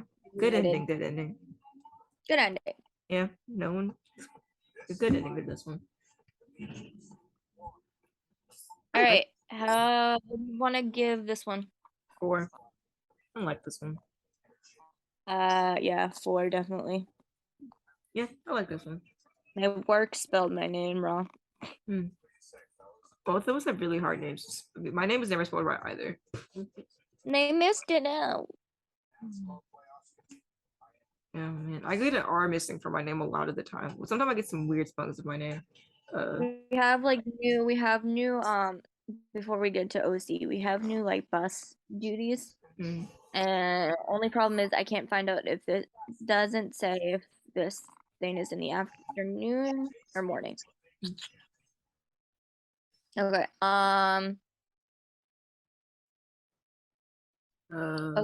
Right? Yeah, anything else you want to say about Longer? I don't think there's anything. It was a good episode. It had a good ending. I think a satisfying ending. I think that made it. I think it was a good one. If I had done something bad, I would have rated it lower. But like, justice was served. I guess justice was served. The guy is dead, and all the girls get to live their lives again. The guy who took their lives is dead, and they get to keep on living. Yeah.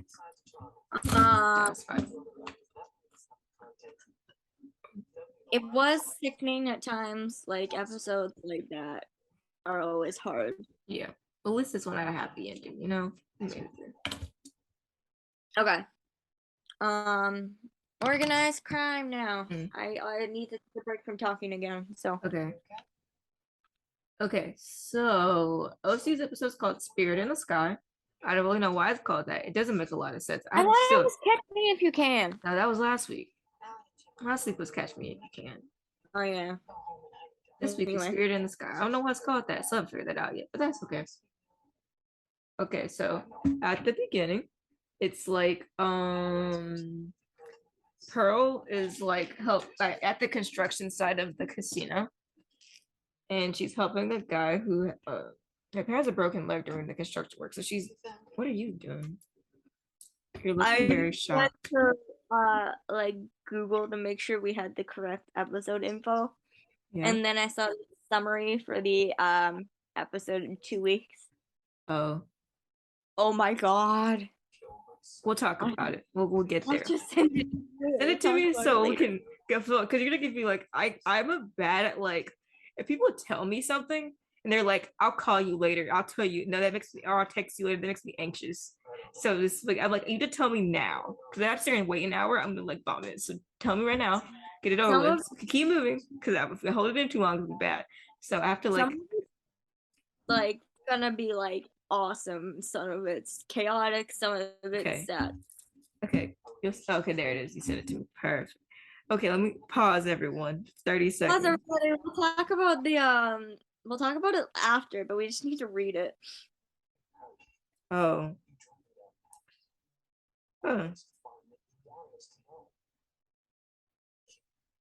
Interesting. Be a lot, man. We'll get there. Sorry, we'll talk about it later. You'll have to wait because we gotta talk about this. This is what the podcast is for.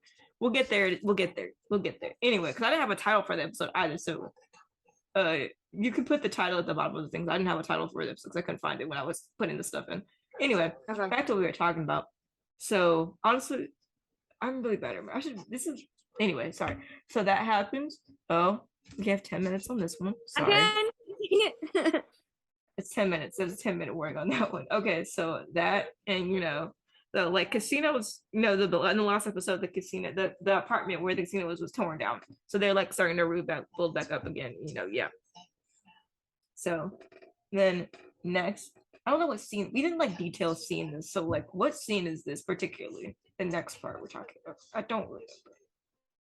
Is it just them talking in the? Are they talking to? Let me pull up the doc again and I'll tell you. I don't remember. I think this is the scene where Candy's in the hospital, but I can't remember. Because there's some of these hospitals. I feel like I made a joke about this, but I think this is the scene I made a joke about, but I don't remember because it was. Oh yeah. Yeah, Kenny's in the hospital. Kenny's in the prison hospital.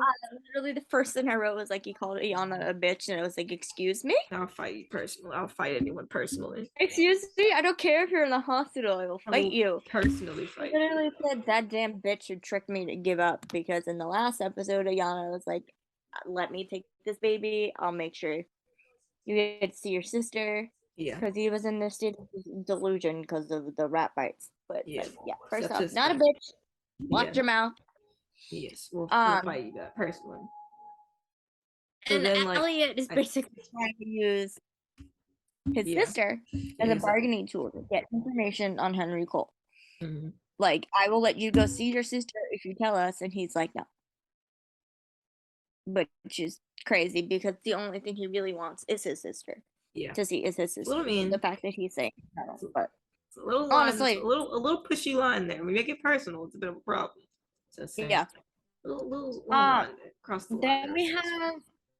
Then we go to the title cards, and the new guys are in it. And I wrote down their names this time, so I remember. So the one who plays Jamie Whelan, his name is Brett Antonello, and the one who plays Bobby Reyes, his name is Rick Gonzalez. After the title cards, we go back to the bureau, and Elliot and Ayana are like talking in her office about like what they're gonna do to get this information. And Reyes walks in a room in the office and he's like, I might have an idea.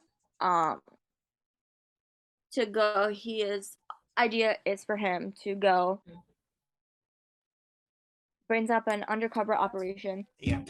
To go to Riker to get the information from Kenny directly. Yeah. That way. He says he's worked in narcotics and other undercover operations before, that he would be the best to do this. I mean, who else were they gonna sit in there? Like, we're gonna get some random person. You can't send Elliot in there because too recognizable. They probably know who he is. I mean, you could have sent you could have sent Whelan in, but like, I don't know, Whelan. Yeah, can't send Elliot in. They literally know who probably is familiar. Whelan's got a bit of a temper, right? Yeah. Doesn't so far. And Ayana is like, this would be like throwing raw meat into a shark tank. Yeah, it's literally a terrible idea, but And he's like, and Reyes replies, my safety is my concern. And Ayana's like, and it's my responsibility. And he tries to like say it again, and she's like, get out. And it's the first time I've ever seen Ayana like not necessarily yell, but like speak that way to you got a little frustrated. Detectives that wasn't Elliot. Yeah. Speak to one of her detectives like that. That's not Elliot. And the guy kind of just despondently walks out. And Elliot looks at Ayana, and he's like, he's right. And Ayana is basically like, yeah, that's what I'm concerned about. She's like, get out. She tells him to get out too after he says that. She's like, get out. You too. And I was like, Yeah, oh oh. yeah, by the way, He's like, you know, he's right. She's like, you too. Yeah, Bye. you too, go. Like, And then she's kind of just in her office, and it's like she's thinking about it. She knows he's right, and it's the only way they're going to be able to do it. And so they send him undercover in Rikers. He's doing the book cart, and he's going. It was like, I don't know, not necessarily like cute. I just found it like funny. I know. I feel like there's some other show this was in. Like somebody's pushing the book cart, but there's a bomb. Was it an SVU? Maybe it's another show, another crime show I was watching. I swear, somebody was doing the book cart and they threw it. The one was a bomb, and I was like, oh. Yeah. I don't know what show that was, but I remember that. Anyway. And then Reyes is like,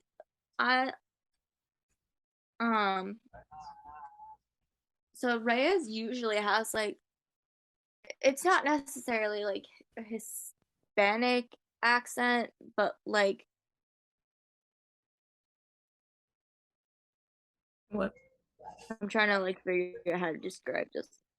So it's not like in a Hispanic accent, but it's like kind of similar to that. And then in all his undercover, he has like this strong like Italian, like Staten Island, like hey man type thing accent, and it's just different than how he usually speaks, which is interesting. But also proves this guy's versatile. At first he's trying to talk to Kenny. It's not going so well. Yeah. Kenny does not care. He's basically telling him to move along. We find these two guys visiting Dee Dee's grave, and they work for the Stylist family. These are the two hitmen that they were originally hired by Kenny to go kill Dee Dee. Vincent something, and then Dominic Briscoe, I think. No, not Briscoe. I wrote it down. Anyway, it's Vincent and Dominic. And they're literally talking of like, what are they gonna do now that like Kenny's in jail and all that. I don't really remember the details of the conversation. And then the next thing, Jet! Yay! Oh yes. Literally, every time she shows up, I'm just gonna write. We're like Jet. The first time I literally write Jet! Exclamation point. Every time. And then we literally write on what her outfit is. Partly because we think it's cute, partly for fic reasons, so we can figure out when we're writing her what we would pick as an outfit for her. So this time she had like a striped little shirt and like a black skirt and chip nail polish, and you wrote mood. Yeah, I chip mine off. When I polish mine, this is why my nails are almost never polished, because I was tip it off immediately. It's because I have like dermatillomania, so like I skin pick. So by the time I have like cuticle, I've ripped the cuticles, so that's all of it's gone. Like, ugh, why did I bother? Black nail polish, and you could see like a little of her, like the nail, like on some of it. Yeah, that's me. And they're talking about all. So, and Jet has her iPad, and she's talking about all these things that Kenny has done before the cold homicide to figure out like why they hired him in the first place. Oh, actually, no, they hired him, and one of the things they had him do when they hired him was arson. And he just, I don't know what, I don't remember what the building was, but he lit this building on fire. They thought nobody was in it, but there was a 10-year-old. Jet says there's a 10-year-old boy trapped in the fire. He had to have facial surgery, and he's disfigured for the rest of his life. I made a note that Jet's voice got quiet and sad talking about it, and she put her head down. That it is another example of her soft spot for kids, which I don't think anybody thought that she would have, but she does, and there's been multiple examples of how she does, and I absolutely love it, because at first glance, when you first start watching the show, you see her with like a cold, monotone attitude, and it's like, this woman would scare away children, which is why I love it, the fact that they give her a soft spot for kids kids because it shows that even though Jet does have this like unique darkness at one point, she still does love kids. Yeah, the Zooms have to go boom again. Okay. But yeah, I really love that like Jet has that soft, compassionate nature for children, and I think it's really a neat little thing they threw in for her. Yeah. Yep. We love reading it, and we.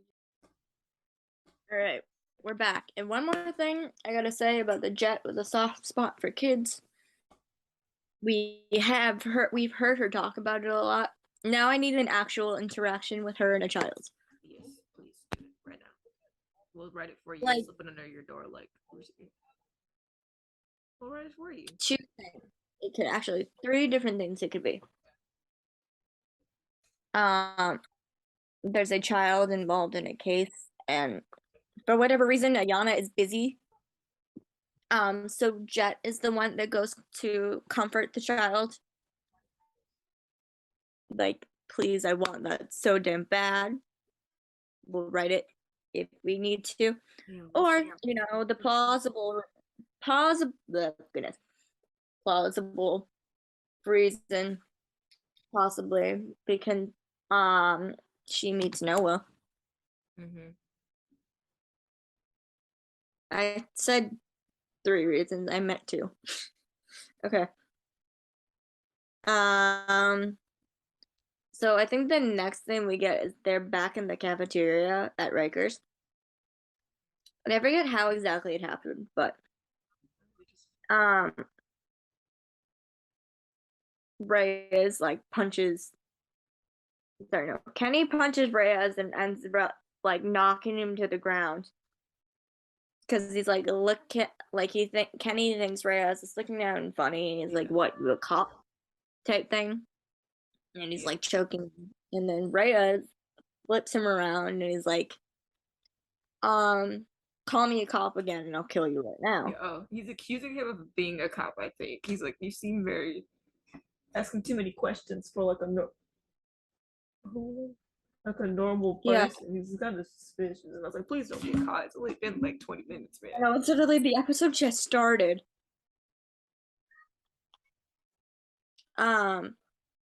So that happens, and then I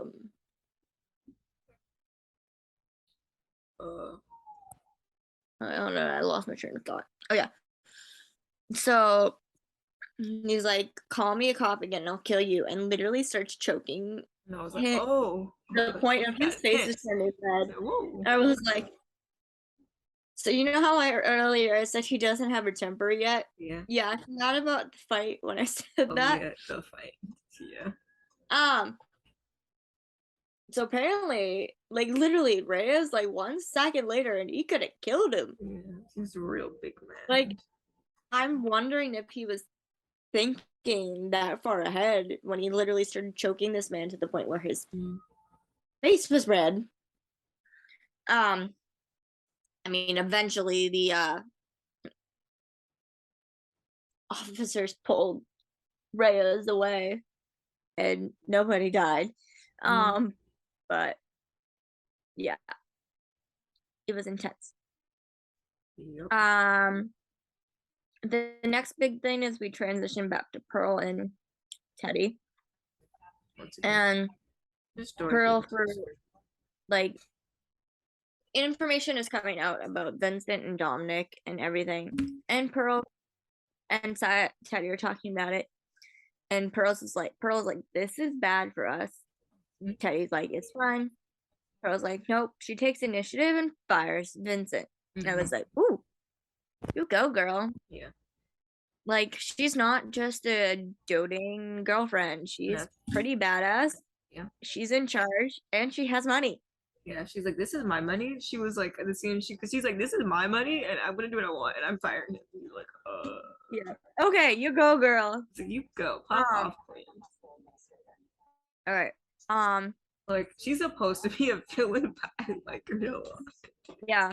She's really pretty, and then I'm like, I'm not supposed to dislike you, but it's like this villain, because they said when they announced it, they said that it would be like the power antagonist, like power couple of the. Yeah, they're more. Yeah, they're technically more. They're not really a villain. They're an antagonist. So like, The guy is more villainous than like Teddy's yeah, more villainous than Phyllis. yeah, Phyllis just a badass businesswoman. yeah. She's doing it. Love it. Um, we go back to the prison and they're out in the courtyard. Yep. And Reyes is doing a magic trick for these guys, like these like inmates, and I'm like, okay, that's cool. I think that's an interesting little thing of his like personality or whatever that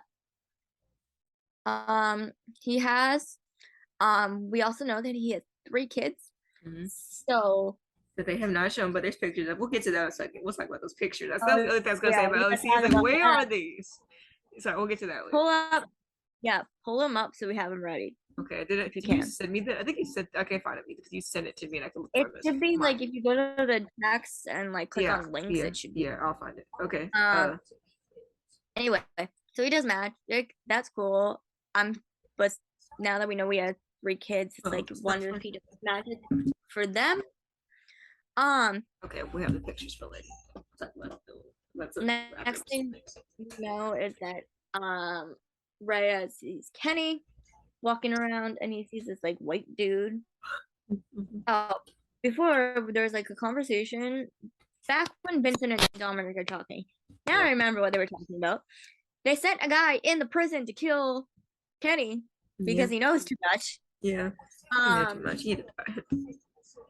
So Reyes sees this guy approaching Kenny, stands up, and he like pulls out a knife. Like the guy has a knife and he's about to stab Kenny. So he goes over, punches the dude. Everything seems fine. And Kenny is like, "Thanks, man." And then Reyes sits down, and then next thing you know, he's like holding his stomach, and he looks down, and he's like, "I'm bleeding." Oh crap! I was like, oh no! I was like, oh my god, no! People getting stabbed. And then they transition to commercial. Actually, then it's like commercial. And then we go back. Then they're at the hospital, and Ayana and Reyes are in the room, and they're both looking at him like, A, we're glad you're okay, but B, are you stupid? Yeah. Ayana's like, this isn't going well, like this isn't working, type thing. And I forget how we get to it, but Reyes called out Elliot for his brotherhood stuff and the UC, like how he did the UC, and I was like, first off, I wonder how you knew about that because you just joined. But second, you go, man. Yeah, but you know, when we read about the next episode, apparently more people know about this. Yeah, everybody knows about this apparently. I will explain after. And Reyes is like, it's fine. It was like a little poke with some blood. I'm fine. And Ayana's like, no, I'm worried about you. We are calling this off. And Reyes is like, no, I have to do this. Please don't do it. Like, don't call me out. And then Ayana's like, fine. Sighs, walks out. My mom made the comment of, they make her look like a wuss every time she backs down to them. I was like, you're right. Because Elliot was like, no, like, trying to be like, yeah, maybe he's right, Ayana, and he'll be fine. And she's like, you know what, fine. And walks out. My mom is absolutely correct. We know that Ayana can stand up to her detective. They just don't have her do it. They already did one show because to see Elliot Stabler show people talking bad about him, it would be bad.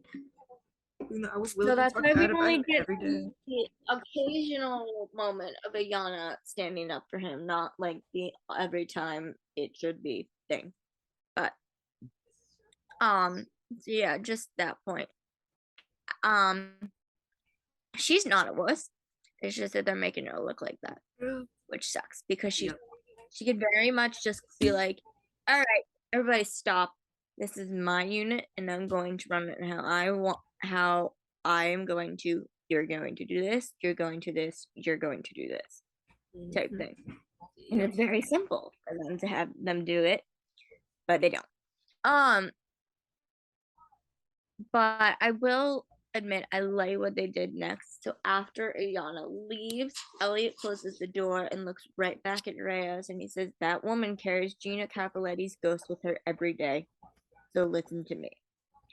For those of you who didn't watch Organized Crime last season, Gina Capoletti was an undercover detective that worked with the Organized Crime Unit that went undercover to investigate the.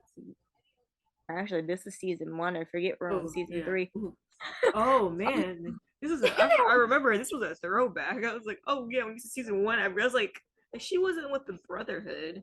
She wasn't with the mob, and she had to be with Wheatley. And I was like, wait, that was season 1. So she put undercover. I remember now. It's all coming back to me now. Yeah.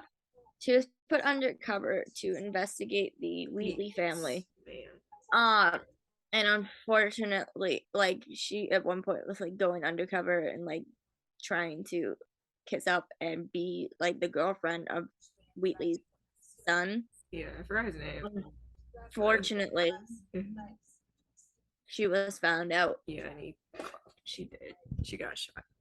And like the son, like the dad is basically like, I don't know.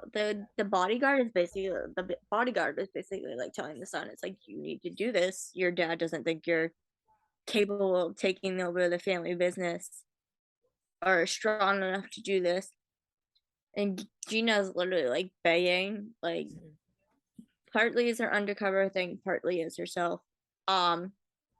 She gets shot and her body is literally buried in the ground. When I first saw this, did not think she was actually dead. Fair. But she is. So that is who Elliot meant when he said Gina Capoletti. Ayana has care. So anytime any of her detectives go undercover, she carries Gina's ghost with her. She doesn't want any of them to end up like Gina did. So Elliot's like, you need to listen to me. Elliot's plan is to apply the pressure and let Kenny come to Reyes. Don't talk to him. Whatever.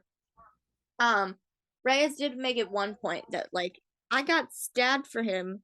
The dude owes me. Like, he owes it to me to keep me safe now, type thing. So they have that on top of Elliot's plan to apply the pressure. I forget exactly what the point is, but they end in like a fist bump, and he's like, all right. And I'm like, dude, you're 60. What are you doing fist bumps with your 25-year-old colleagues? He's trying to be cool with the kids, you know that. Yeah, like literally cringe. Like, I'm gonna go right now.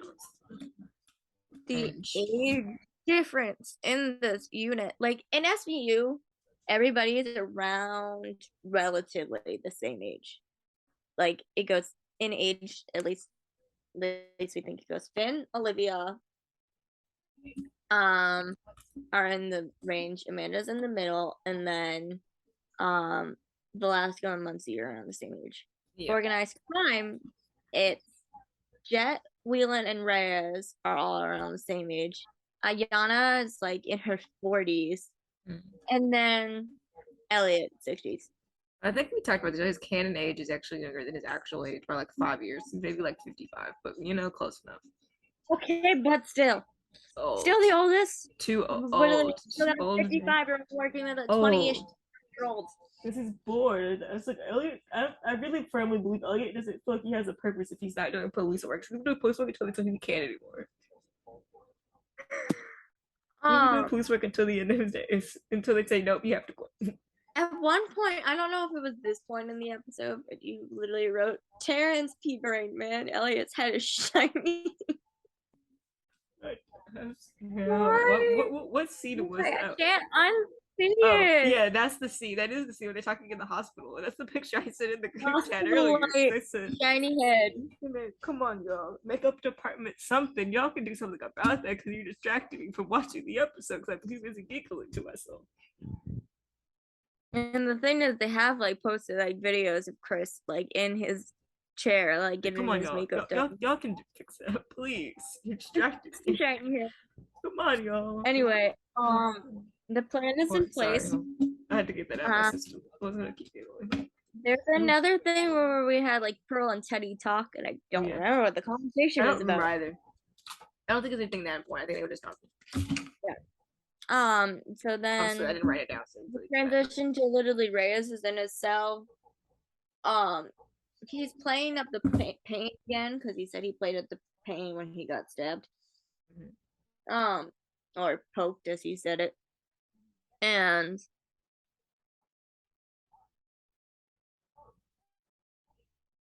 he's like talking to him, trying to get some information, but he's like playing it like cool, like not that he's gonna talk to this man. And eventually Kenny talks. Because he's like, I got all these people in here who are going to kill me. And then Reyes is like, your best bet is turn them all in before they kill you. And he tells him that it is true that Dominic Russo hired Kenny to kill Henry Cole, which is basically what he went undercover to get in the first place. He also says the casino ain't run by who you think. Then we transition back to the bureau, and Jet has this fun line. She literally says it's either Sweet Jesus or Sweet Lord. I think it's Sweet Jesus.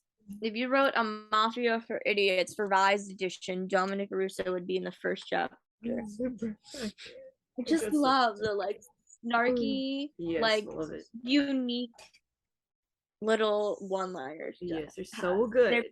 They're like very like remnant of like the like ones that Barba had, like with like the scholarly ones and too. That's kind of like Jet.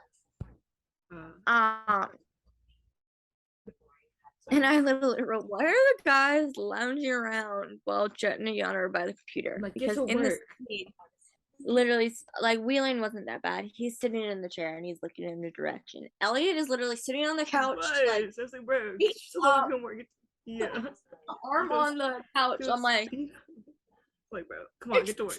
Me. You're not that tired. Get to work. Your house. Show some damn respect for your detective that's talking. Oh man, we could go on about this for hours, but you know. I'm like, why are you just lounging around? Like, damn it. Work. Eventually he stands up.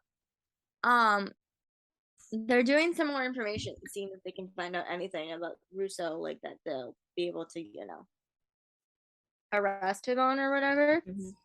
And Jet says, how do you say, like, Jet finds the information. She says, how do you say Yahtzee in Italian, with like this her signature smirk on her face. And I was like, yeah, needed some Jet energy. Sorry, I needed it. Oh, and then she had this cute little jean jacket and little like white scarf around her neck. She did. That was really so cute.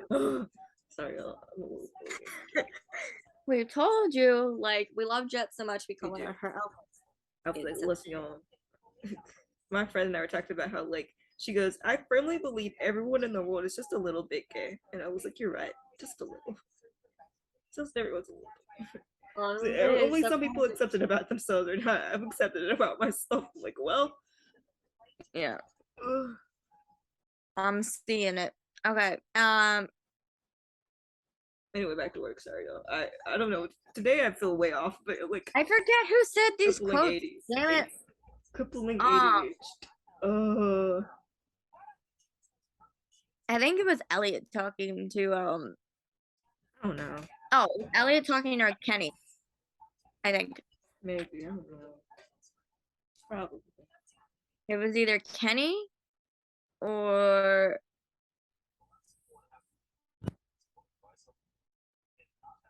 maybe Whelan. I thought it was Whelan. I think they were in the car.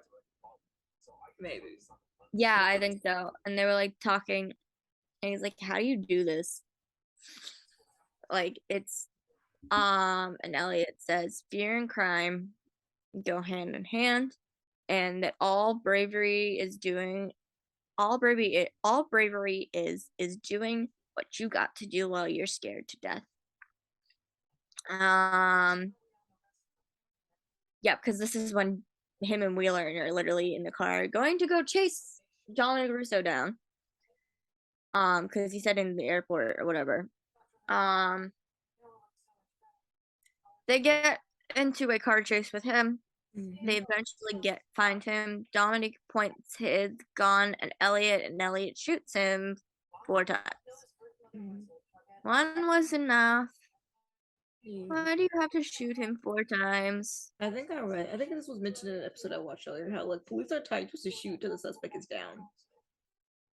They are? Yes. If it's a person trying to shoot you, it's shoot until they're down. That's Okay, but they didn't give us enough time to see if one would have been enough. Elliot just put off 4 yep. rapidly, and then he crashed. So Yeah. on the ground. So. Mm. Well,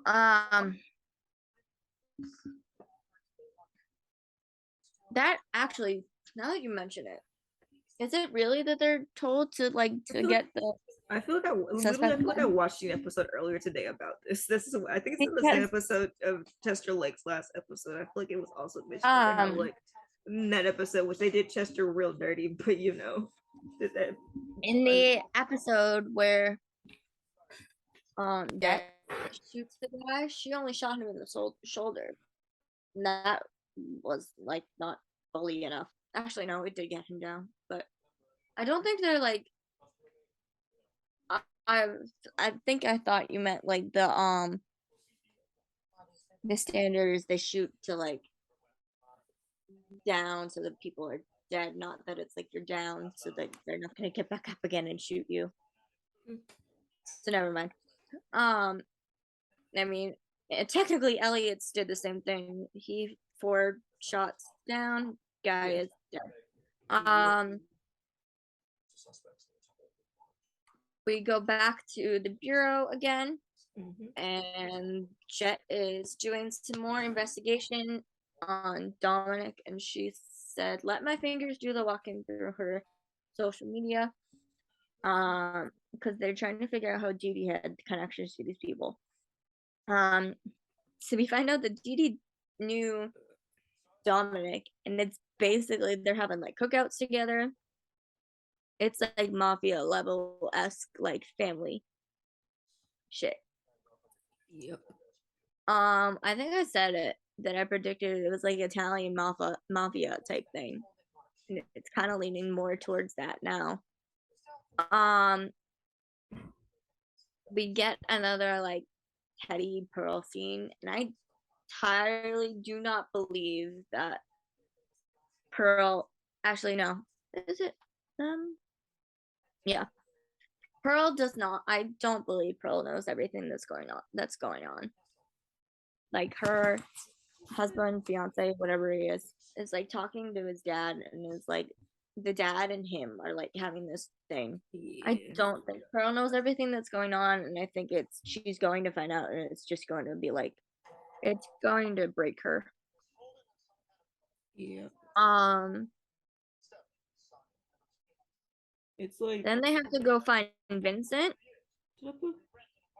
Oh, I think she maybe said something about this at some point. I feel like I remember she was saying something about like she wasn't. Is it this one or the last one? She mentions like she wasn't born into that life, but you know it's the one that she has. And I'm like, well, yeah.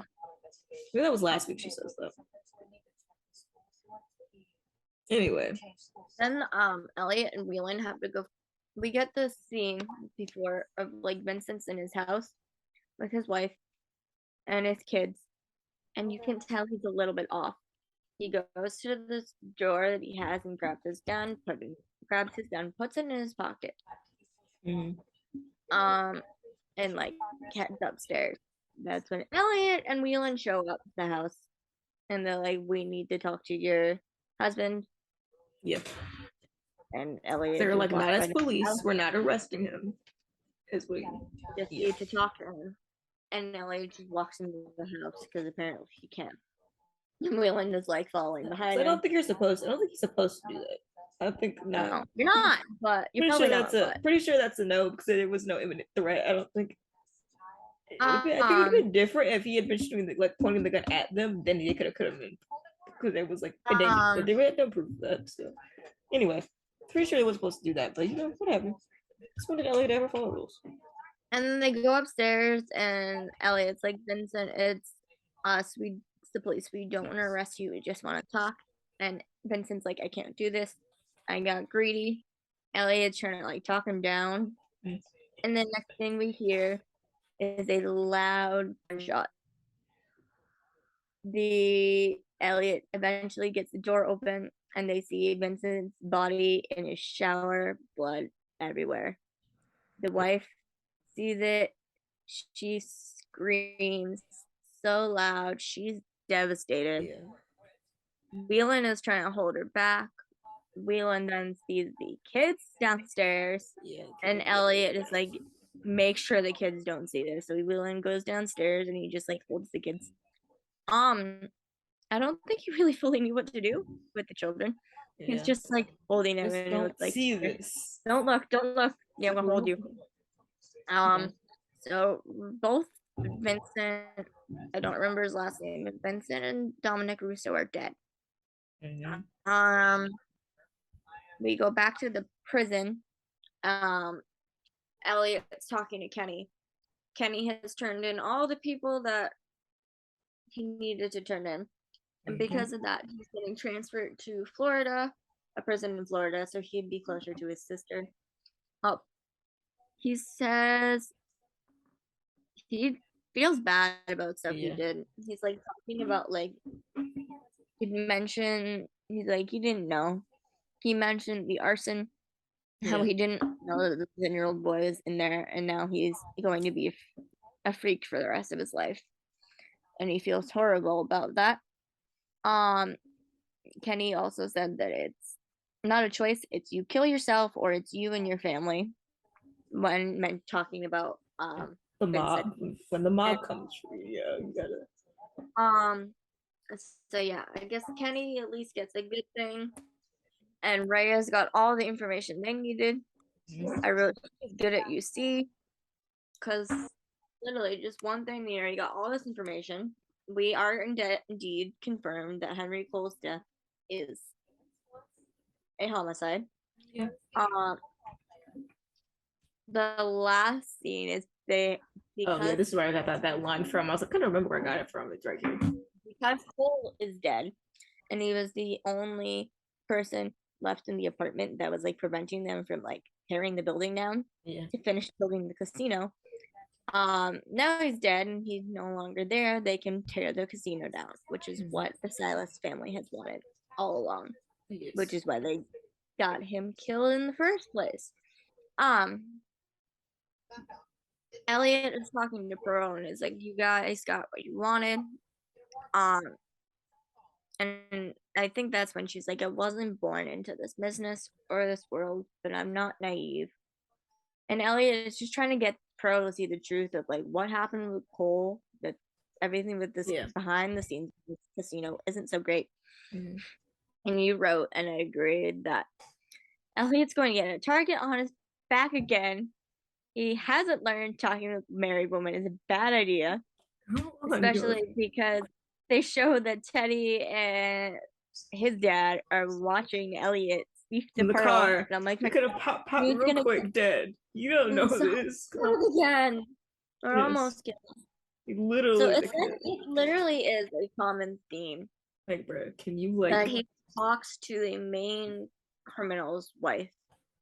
Yes, like, bro, this is like the third time. Jeez. Fourth Angela, time. Well, yeah, four. Oh, yeah, you're right. It's four. Angela Wheatley. Angela. Well, we can't forget they actually kissed, which is weird. Can't forget that whole episode. Never let it go until the day I die. Cassandra. Ooh, what was her? What? I know what you're talking about. Oh, God. What is their dad? What is his name? The one who was married to Webb. Oh my God. Webb. Yes, Preston Webb. Preston Webb. Andrew Webb, the one who was married to her too.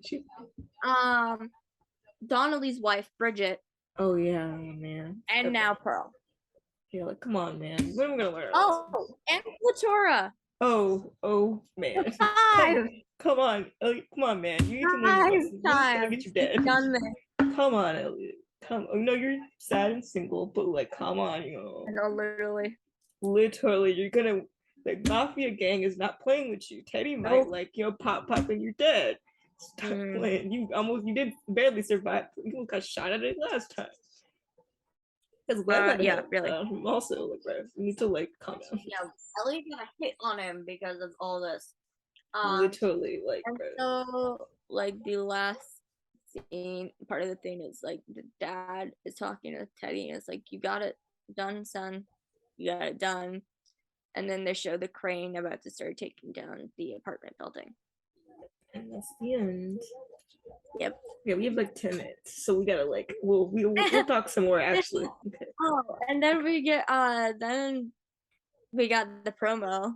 Promos. And there's been rumors flying around that, or actually no, it had been told that like Kelly Yiddish was going to get a guest spot for an organized crime. It was supposed to be last season, but it didn't happen. But we're gonna get now. Things changed and it ended up being Velasco instead. And we're like, okay, cool. She's gonna get one before she leaves. We'll wait for it.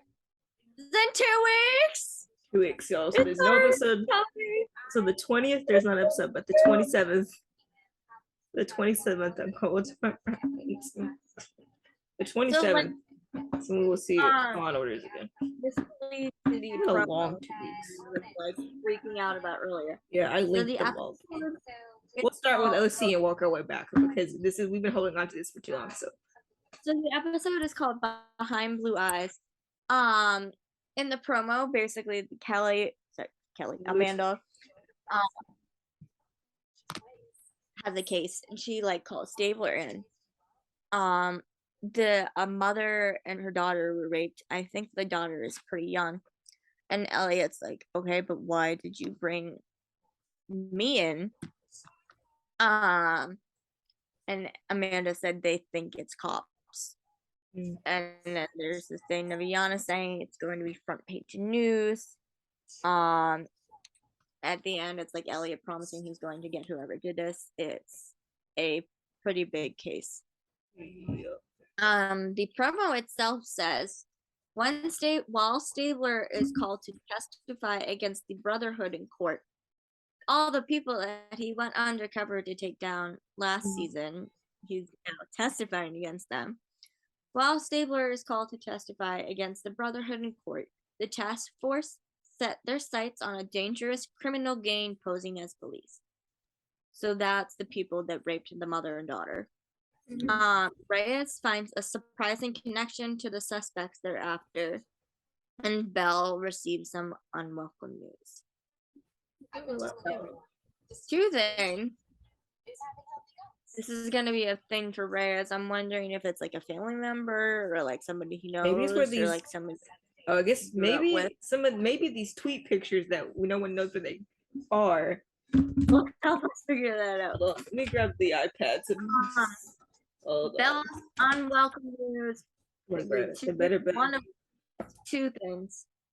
Belle's one, it could have something to do with the politics of the case. The fact that she said that Henry Cole's death was the homicide, homicide instead of the news, or the unwelcome news could be something about her divorce and possible custody with their son or something. Yeah, I had to pull the pictures up on the iPad. Yeah, there was like somebody posted these pictures. They were like, where? Of organized crime. Where are these? And the first set is like, where are they? Unless they are for next week, which would make sense with the summary that we just got. Yeah. So Reyes, there's that. So this is a picture of Reyes and his 3 kids. He has an older daughter and a middle son and a young son. We only know one of their names. One of his son's name is Bobby Reyes Jr. And his wife is named Tammy.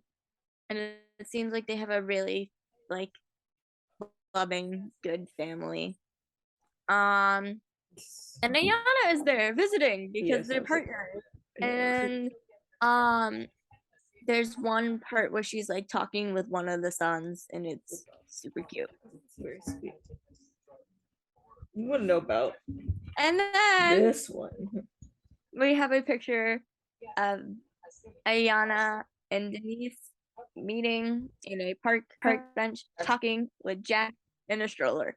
Sounds really something. I'm wondering if that possibly has something to do with the unwelcome news. Yeah. We were all just me and Tara were both like, "Oh my god, Bellocs conversation. Where the hell is it?" Yeah, we were like, where is it now?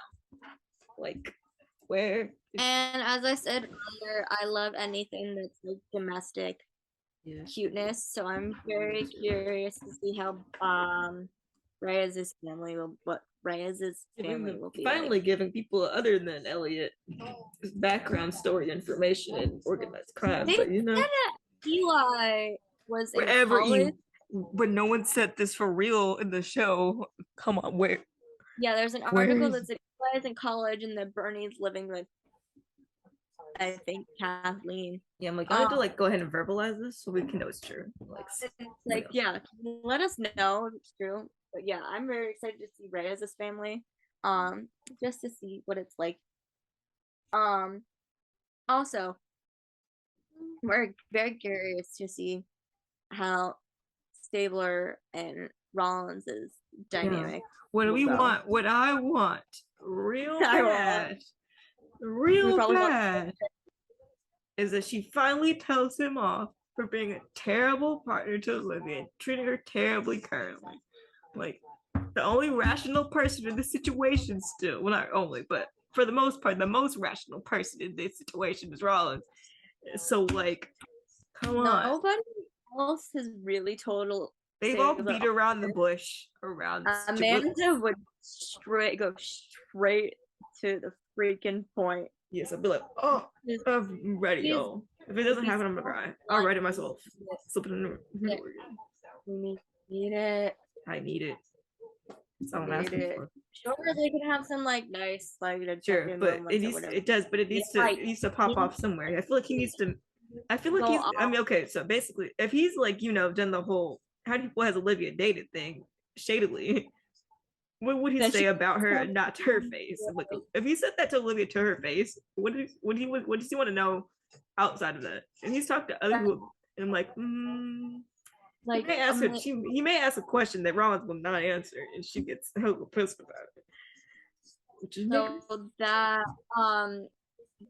the minimum at very least would be Amanda going off on him. The maximum would be if she punches him. Oh man, that. I want that. I mean, you do. We don't advocate for violence, but in this case, I do. Sorry. We don't advocate for violence, but we did write a whole scene of violence. We did write that whole idea in my head that I wrote yesterday. You did. I went to work and I was, oh my god, it's amazing. And then it was incredible. Anyway, so there's no Law and Order next week. So like Saturday. I don't know what to do with myself. We'll just probably do my hair a lot. Or right. Yeah. Other episode. I'll probably do my hair while we're writing. We're gonna do a podcast episode of this whatever next week. Whatever happens. Okay, so then we'll do SVU and then go to Mothership. We'll go backwards this time. Okay. SVU's is Breakwater, and they showed a lot of Sunny in this promo. So when we get Sunny next week. Oh yeah, I forgot about that. There's a lot of Sunny at the promo, so there might be some big trial going on with this one. There is, because I got the summary and it says a young man asked the SVU for help when he suspects his boss is preying on his sister. Ew. Because it's like a pool or like something to do with swimming. So he's like creeping in the locker. Oh yeah, the lifeguard. The lifeguard. That's good. Lifeguard. Something. I knew it was something to do with water. And it's like he's creeping and creeping. One of the things is like your job is to keep people alive, and now they're drowning or something. Yeah, because he's creeping. And Velasco tries to convince a reluctant witness to testify in court. But yeah, so we get a lot of Creasy and Velasco next week. Yes. The Law and Order, regular Law and Order is. It's all 12 seconds. I have it listed as 12 seconds. Then I'll have to say it back if I can't get this stupid thing to load.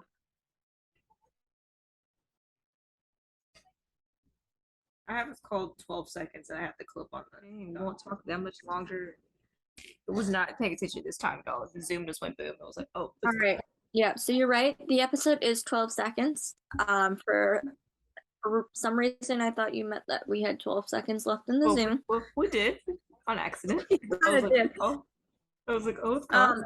Great. The 12 seconds. Cosgrove and Shaw pieced together the clues of what happened to a murdered law student, uncovering a web of blackmails and lies. Price fights to have a piece of shocking testimony thrown out. Interesting. And I wonder if he'll be successful in throwing it out or no. We'll find out. Our favorite lawyer duo. We'll see. So that's all for that. But okay, so fic writing. We know we've committed a horrible, horrible crime. Oh yeah. Because I was tired at work and I said, should we do this? And you said, yeah. Yeah. That works. I said, let's do it. Well, we did a lot of stuff throughout the week. We did a lot of different things. I feel like we did some good stuff once. We went back down the naughty. Going to be like, are you insane? Yeah. We love this character. We do, but we also know that the actress who plays her, if given this script or fic, would kill every single moment. Yes, because I imagined this scene in my head, and I knew what it was gonna look like.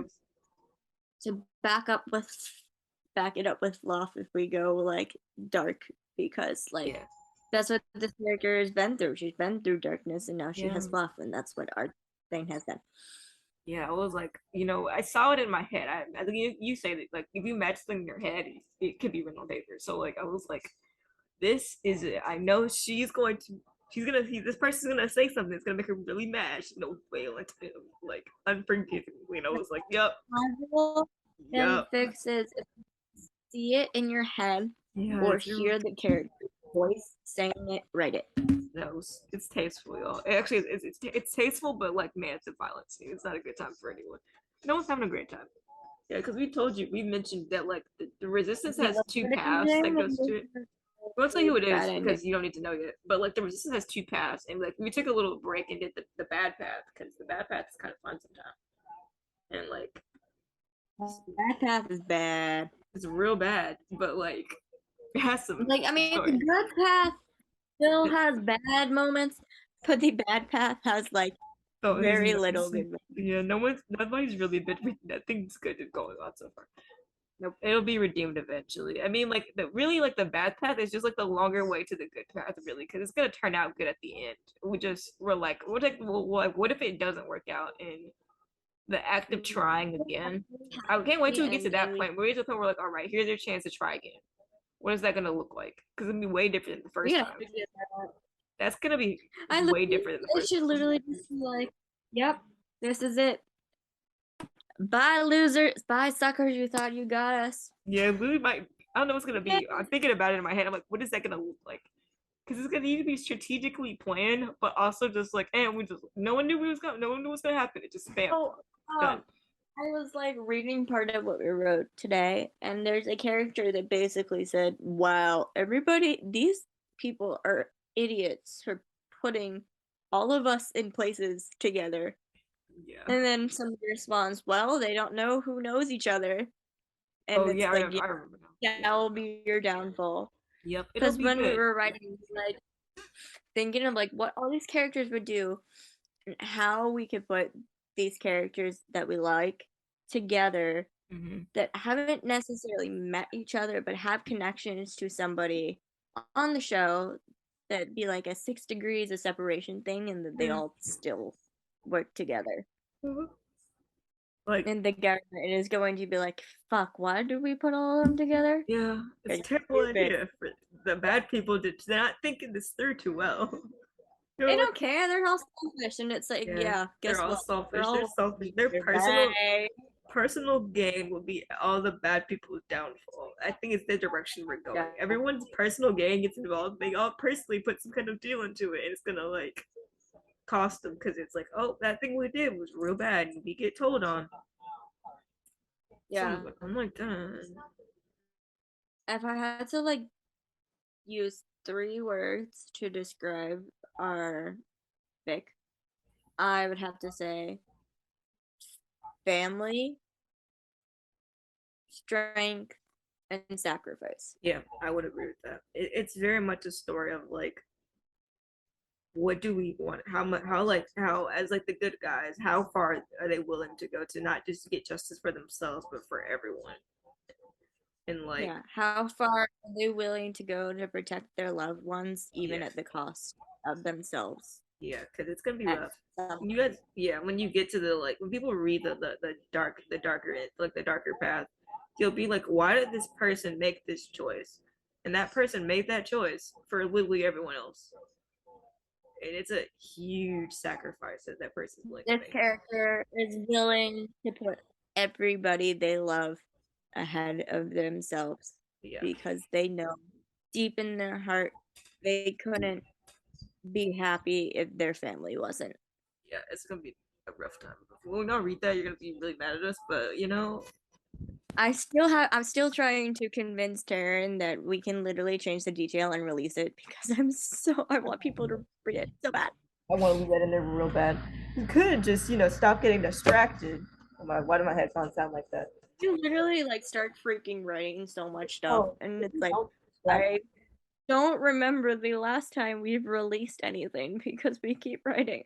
It's just a backlog of, so like once we like actually, why does this sound so horrible? Once we actually like, So like everybody like told us like when are you asked us like when are you gonna release again? We're writing. We yeah, are it's something writing. you guys have go to Not Reddit. like we have like totally given up on fix altogether. We are currently It's so much writing fake literally content. every Like they'll be like, day. You will get something eventually. Do not know when, but eventually. y'all will be like, why does this? Oh, hold on, this does not sound good. Why does this Once we take so fill that long? gap, Oh, that. once we fill that gap, like you'll be.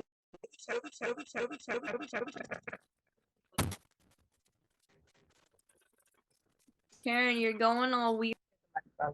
I said, uh, I said once we fine polished, like we'll have chapters coming out like all the time. Once it's like fine polished, it's just not done yet. Cause Yeah.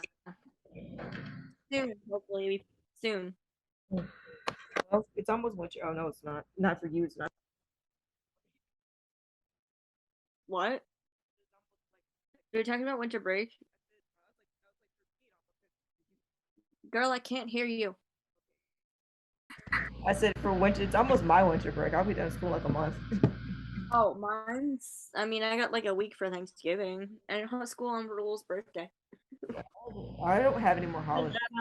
I'll be done in It's November before Thanksgiving. Then Diwali, and we have children that celebrate, so we don't have school then. And I'm just like, okay, because I personally don't celebrate it. I'm glad there's so many families who are going to be able to have a day off to spend with their family.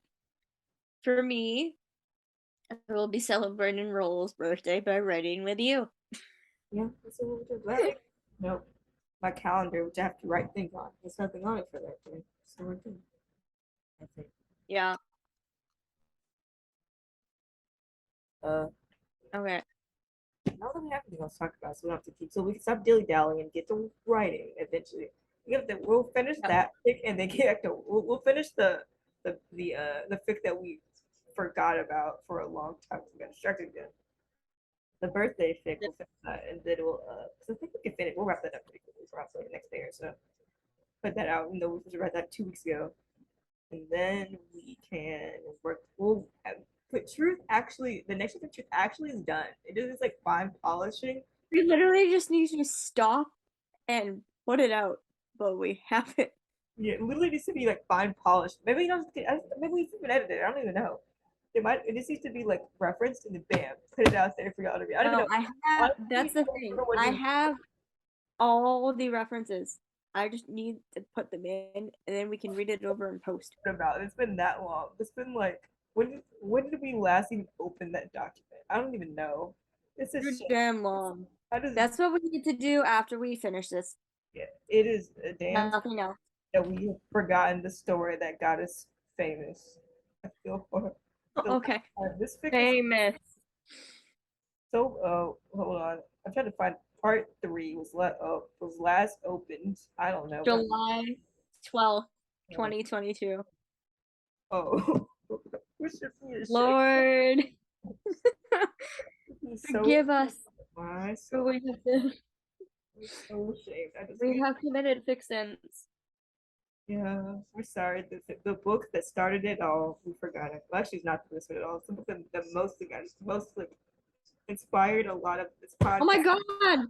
No, my god, the references are in here too. We literally just need to freaking post it. I forgot. I think you told me you did that. You were like, I think it was you worked on it. I was at school. I think it was last week. You were like, I'll finish finishing it and finish it for you while you're at school. And I was like, Everything's freaking in here. Oh my god, we literally just need to post it. yeah. So you did a good job. Well, guys, You did a good job now, which really isn't on the day that we're recording, so Sunday, after we finished, you will be getting a new chapter. Finally. This episode comes out. But we're sorry for keeping you wait so damn long that somebody had to comment, like, hey, where's the story? We're like, And that comment came a month ago, so sorry. Sorry, wrote that. We're sorry. It's coming right now just for me. Sorry. Whoops. Oh my god. Okay. Seriously, unless there's a brilliant idea that cannot wait for the resistance, we're gonna do truth until we get to where we need to be. Once we get some brilliant. I'm telling you, we're good. We can literally just do this next chapter and then go back to resistance, and then Don't get a little taste of what's coming. Then we'll get back to it. Sorry, distracted again. I don't know what happened in it's been now. I know it's Christmas. I know we did a Christmas story, and then we did some other stuff, and then we like there's a shit ton of releasy. Yeah, we wrote like that, and we wrote some Christmas, and then we like flipped around, and then we were like, let's come back to this, and then we're like, oh, truth, and then the resistance was born, and then we forgot. I know we like skipped that. We were like, why does it sound like that? I don't know. Well, thank you for listening. Yeah, actually, for real, thanks for listening. Stop talking. So like, I will say we'll be up all night. You know, it's not that late actually. I don't know why it literally sounds like that. That's okay. Anyway, I'll take. I mean, I won't be up all night because I have school tomorrow, but I'll stay out first. You know, I have intern meeting on Mondays, and I have class, like one class. But I have something else I got to do in the afternoon. But I'll text you about that, so that might be busier. But yeah, so I don't think we have anything else to talk about because I think of something we want to bring it off of this. So I think that is enough for today. Next week we're doing whatever happens. I don't know what to call it, when it was gonna be. We're just gonna talk about anything about things we like, things we enjoy. We have to talk about. We'll probably talk about the owl. I sent you the link to the Owl House. We need to watch that. That won't be today. I'll probably watch that tomorrow. Oh my god, yeah. Did it start? I sent it to you. I sent you the full episode. I texted to you right before we started. It was just an article. I didn't know it was the whole episode. No, it was full episode. Watch that's me tomorrow probably. That's me today thing. That'd be tomorrow probably. Yeah, I don't have work. I don't have my restaurant job, so I can do it after school. Tomorrow. Well, that's what I gotta do literally on tomorrow. We watch the Yellow House. Yeah, I actually got you. My theater friends got me hooked on the show. Then I told Callie about it. Callie got hooked on the show, and then we could not stop. And then we watched the whole series, and they were like, We have other common interests besides SVU. Yeah. We both love. When we talk about all kinds of stuff next week, we're not SVU. We're talking about literally anything else. We have other things we both love besides SVU. We're gonna talk about all kinds of stuff next week. So we'll see you guys in the off week. We'll find out what happens. I don't know. Thanks for listening. Thanks for listening. Bye. Hopefully y'all remember this. Were we recording the whole time? Yep. Okay. Or bad. Bad. Bye guys. Thanks. Bye.